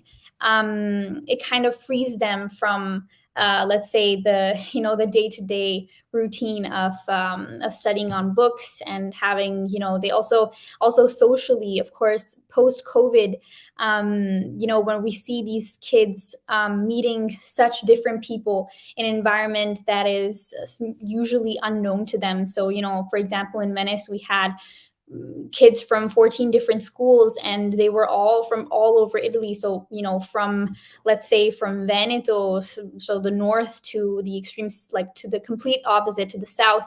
And so for them to be from an environment where they were completely alone, and they only had digital means of communication, to somewhere where they have to interact, really opens a lot of horizons. So especially in these events, it kind of gives them a new sense to face what they live day to day.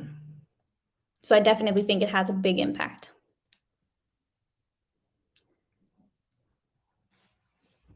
For being with us this afternoon. Your presentation was really inspiring. Thank you. Thank you so much for having me. And of course, in bocca al lupo for all the next projects or Mabart. Thank you. Thank you. So we had a really intense and rich afternoon, and I'm happy to present our last speaker.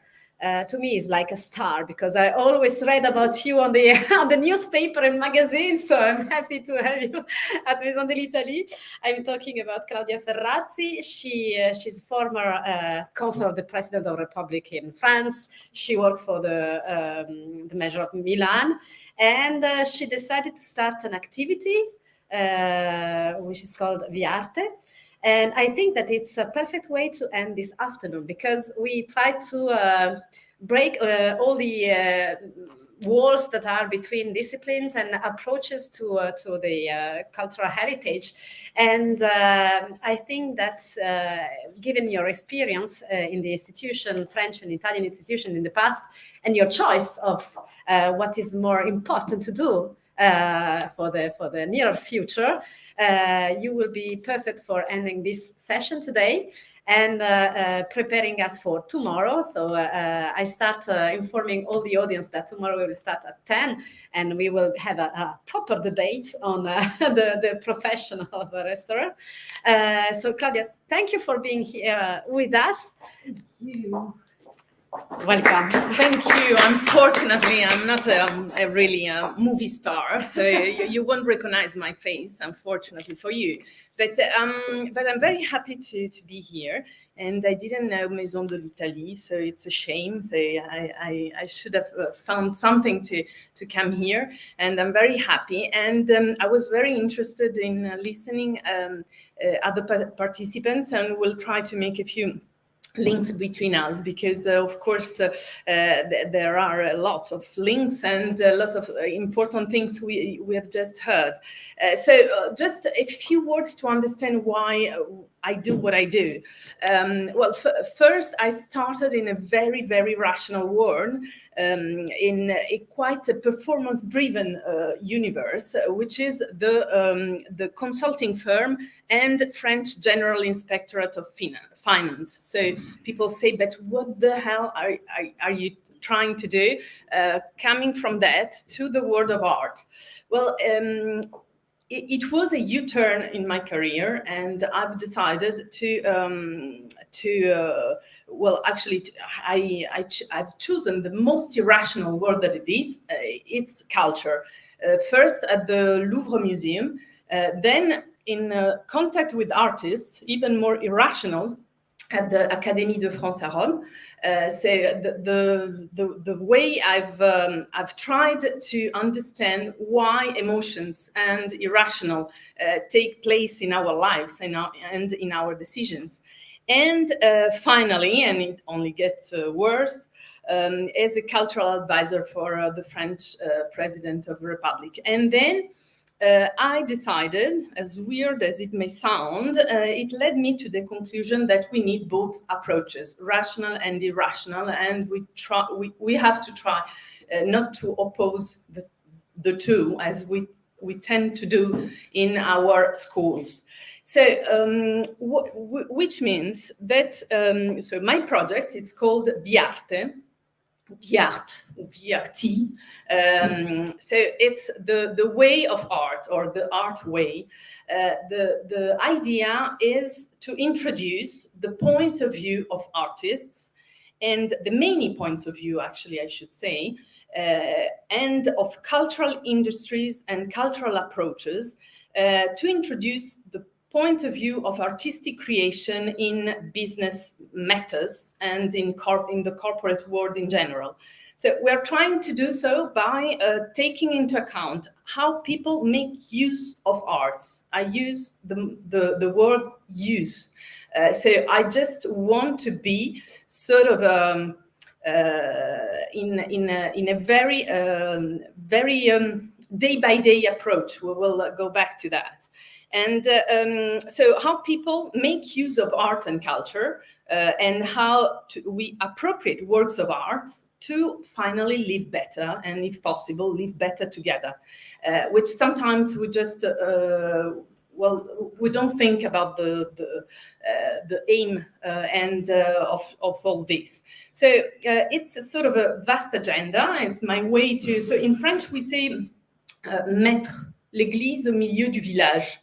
Put the church in the middle of the village. And I say I put artists and artistic creation in the middle of our lives. So it's a little bit sort of a things back into place. Something that is wrong that you try to get right.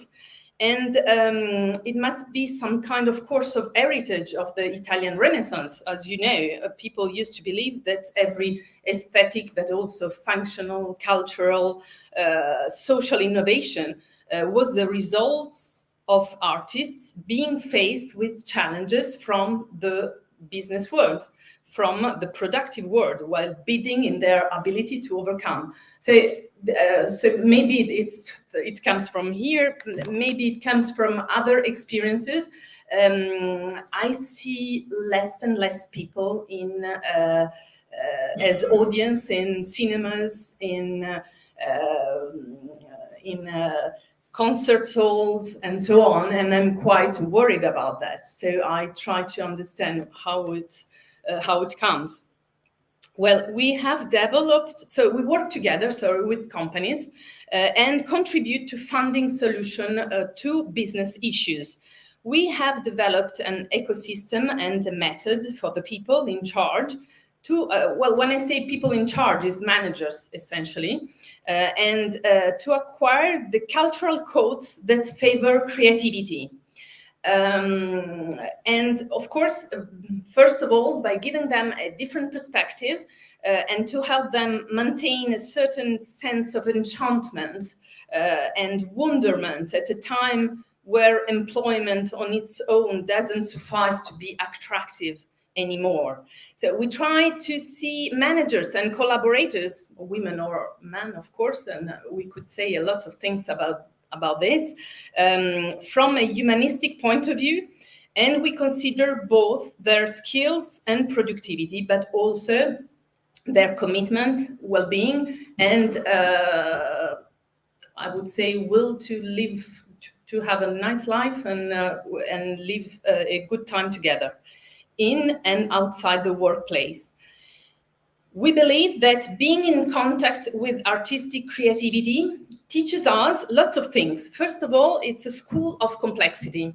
As the participant just before me said, what do we learn in this? I mean, the sense of cognitive complexity, the one that helps us come up with a good idea when faced with an unexpected situation, for instance.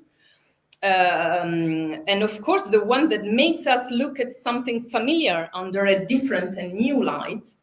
The one researchers call the eureka moment, something different, a new connection. The good idea that sets a group in motion, actually, produces unknown cerebral connections, and that almost inevitably comes from a different environment, discipline or trade, if not from a foreign country. The one that helps us to understand trends and anticipate future.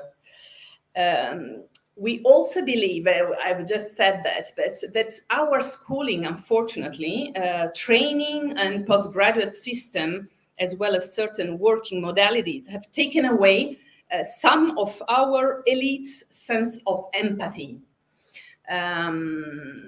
Well, I try to be careful saying that, but I really believe so. And it's become, I think, clear our businesses lack empathy, which ultimately had an impact on their results. And we can see it every day. Your question proved it a few moments ago. So I found it quite interesting. In more or less 10 years ago, in 2011, a research team published a study in academic medicine. It showed that the longer people studied, the lesser empathy and ability to integrate ethical questions in the workplace they had. So this is a huge thing, and they're laughing in the audience. And I thought a lot about this because, of course, a serious situation in the Western world, considering that studies extend by 1 year every decade. Being in contact, of course, with creation is a very peculiar thing from that point of view. Work of art gives you that unique experience, both personal and intimate, that can resonate with your own life and story. But at the same time, it's a collective experience. So it brings together people from the past, from today, even from the future. So this is why. So we take a business issue. It can be strategic issues, learning issues. We will take a few examples if you are interested in later. And we make a proposal to tackle it through artistic creation or through artists or an artistic approach. So let's take some example. You know that managers are asked nowadays are asked to be authentic management. And at the same time, they ask them to represent their company. If you think about it, you just, how can you learn that? Actually, to be yourself and at the same time to represent something that is not yourself. So, for instance, we had a beautiful atelier with a photographer, of course, one of the best photographers in Paris, actually, and he thought about the identity, and with a camera, he helped managers to take photos of themselves, of their colleagues, and together to think about this question: who am I, and what kind of manager will I be? So, of course, with an artist, things don't sound the same way. So we really believe that we can put at the, well, in French we say à la portée de l'homme. So it's sort of a level of a man and a woman, of course. Our very profound and deep questions to be a better person, of course, and a better manager as well. So this is the arte. In a few words. And I could take lots of examples and I could stay with you hours because it's a passionating, and we had of course the chance to spend the year 2020. Of course, we couldn't be on the market, so we have worked with 80 searchers, artists, managers to actually to create products and to answer real questions with real artistic approaches. So this was our sort of a treasury we still use, and our start. And then we are on a market, and we started in summer 2021 after all lockdowns and so on, and so we are very happy to have happy clients, but also a happy group of artists contributing to the life of companies and the life of managers, and contributing to our collective life, actually. So that's it. Thank you. Thank you. So already I have questions for you, but then maybe in the audience or online we will have more questions. First question, diversities and similarities between Italian and French managers. Do you face the same issues, problems in dealing with them, or you can point out some diversity? So I'm not talking from the artist point of view, because actually today we work only in France. But in my experience, this is a commitment I have since ages. It's to try to understand, because I really believe that Italians and French don't know each other, and they have a sort of even worse. They think they know each other, but they don't. So this is a very serious question. And you remember in 2018, the crisis of a crisis. So it's very, very deep and difficult questions. But what I can say is that sometimes we have in management and in working groups, we have a very different idea of time, and we asked a composer and a piano player, a very talented one, to help us to understand how rhythm and les temps et les rythmes, so how times and rhythm can be harmonized, because they are not as if in a binational Italian-French group. And this is a very, very important point I faced, especially in Académie de France à Rome, which is a real binational organization. And you have sort of and sometimes we laughed at that, because an Italian would say yes straight away and then find things difficult, and a French would say no straight away and then find ways to get it. So, and it's I think it's really a matter of rhythm. And what I say is always to try and understand each other, and culture could really help us, and helped us in reality when the two countries were in a difficult situation in their relationship. So, well, this is a sort of a second commitment, France and Italy, but the first one is to a real change in management through art. Yeah. A question for you, and then another. Okay, so nice to ask you a support. I would like to ask you, how can we support young artists and restorators to understand and deeply understand the social value and power of artworks, and how can we improve that knowledge in their program, and how can we support them to understand also their social role for the future? Mm-hmm. So actually you really got the point, because our job wouldn't exist if this question was easy. I mean that probably in 10 years, these two words would learn to work together. Now, the problem is that today they don't, because you need a translation to make work of arts able to answer real questions. And it doesn't mean, when I talk about use, I talk about contemporary use. So why do we do all this? Why do we engage all these? And actually to live better and to live better together, which means that I have to get things, put them in my life.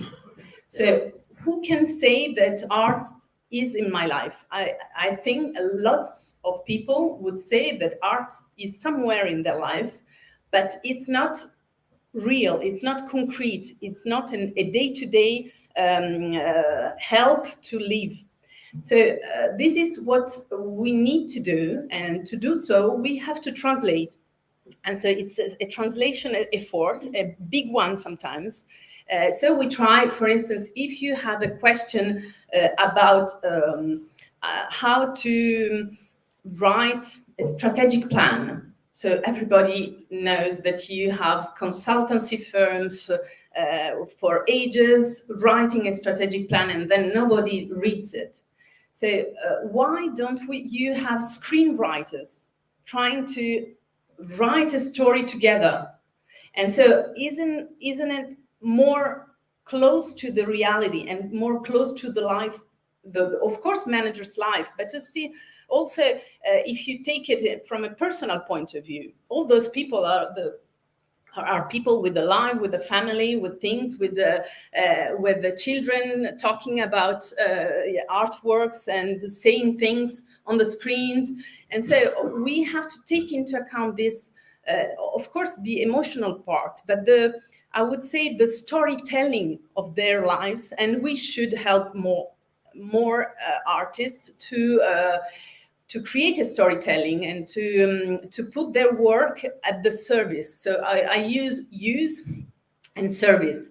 So au service, in the service of the people life, actually. And of course, you say sort of a social commitment, but it's really, I think it's quite, I would say terre à terre. It's quite every day, actually. And when you get it every day, you see that art take a place in your life. And sometimes, actually, it's our fault, because we have always worked and trying to put a wall between work and life. It was a real necessity for us, especially for women, because we said just we try to save our personal life, so work and life were separate.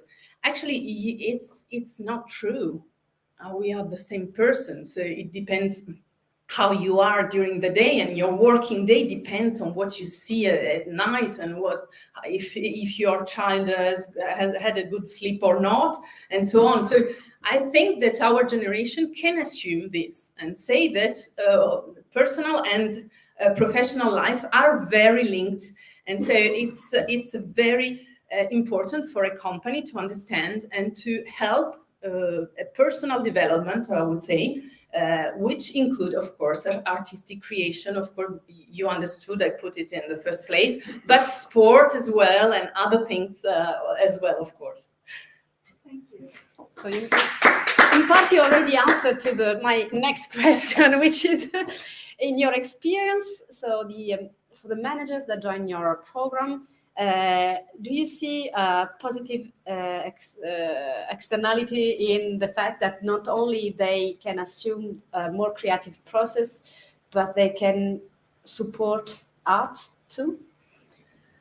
Well, it depends what you mean by support. I think what we succeed in is to put art somewhere in their lives, which means that sometimes we always say, we put on met un fil, and then it's up to them if they take it Yeah, and if it's something, the rope, if you follow the rope to do something, and to give an example, what we said about the photographer, helping them to understand how to be authentic and at the same time to represent something that it's not me. For instance, he had done some exhibitions, and he invited the managers to come and see. And he explained as well how it works, how he participates in festivals, in photo festivals, and how it works, and why a nice photo of our children this summer is not the same as an artistic photo. And as you say, it's a good term, I think, externalities. So first of all, we answer the business question, then the rest are good artistic externalities, and we take them as much as we can. And sometimes it can be we visit something, or 6 months later they meet the artist and see what's up, or and so on. So it can be different things. Sometimes they invite us to follow and to sort of in a sort of a episode process. So it's quite amazing what it can happen then. But the first thing, and it's our commitment, is to answer the question. Because I think that we have been, when we say we, as our cultural world has I think, failed in understanding that, first of all, we answer a life question. Then all the rest, artistic research, artistic aesthetics, and all the rest, it comes, but later. Thank you very much. Thank you. Other questions?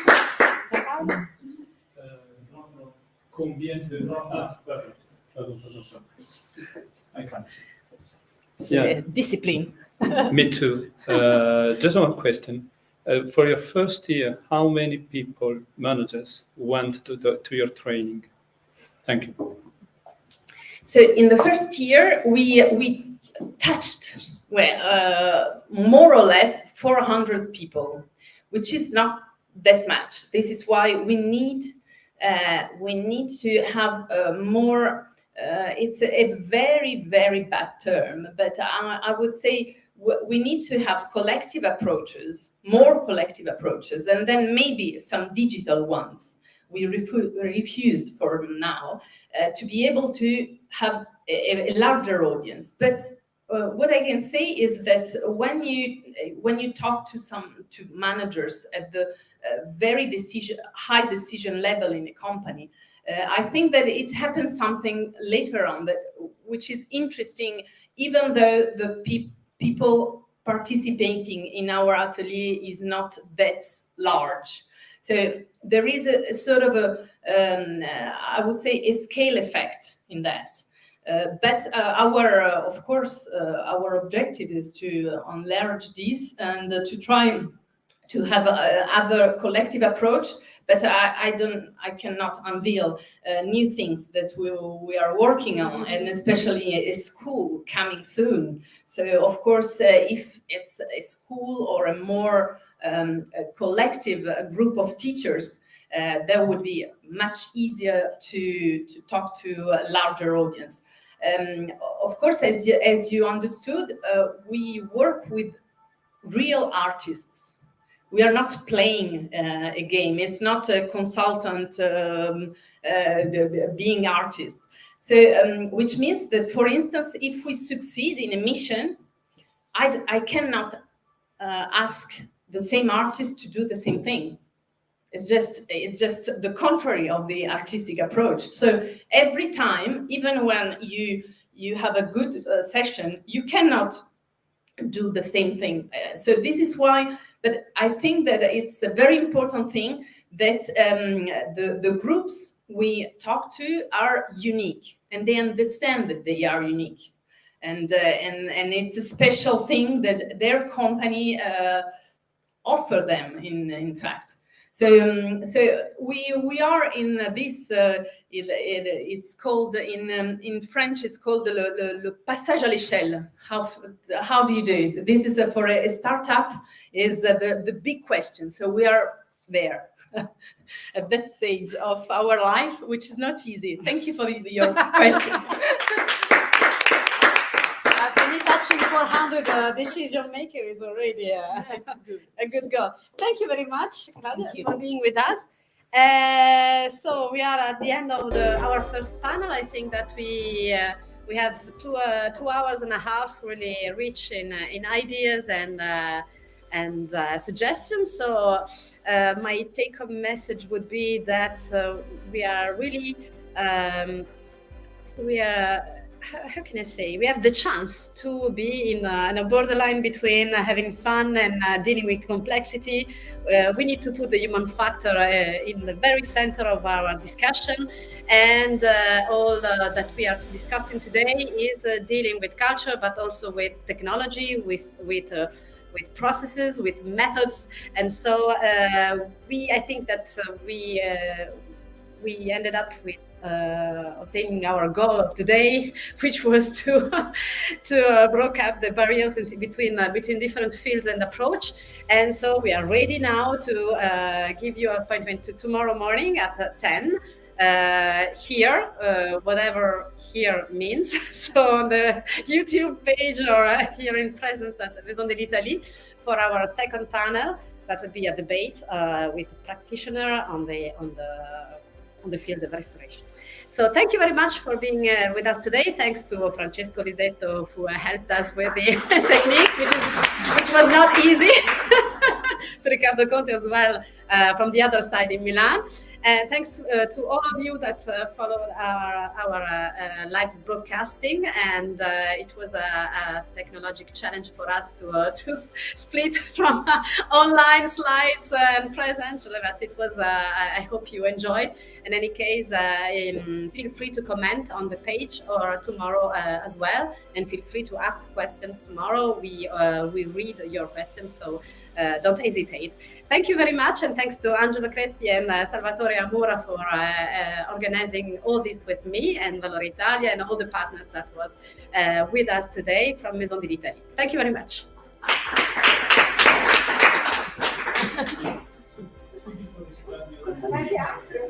Grazie.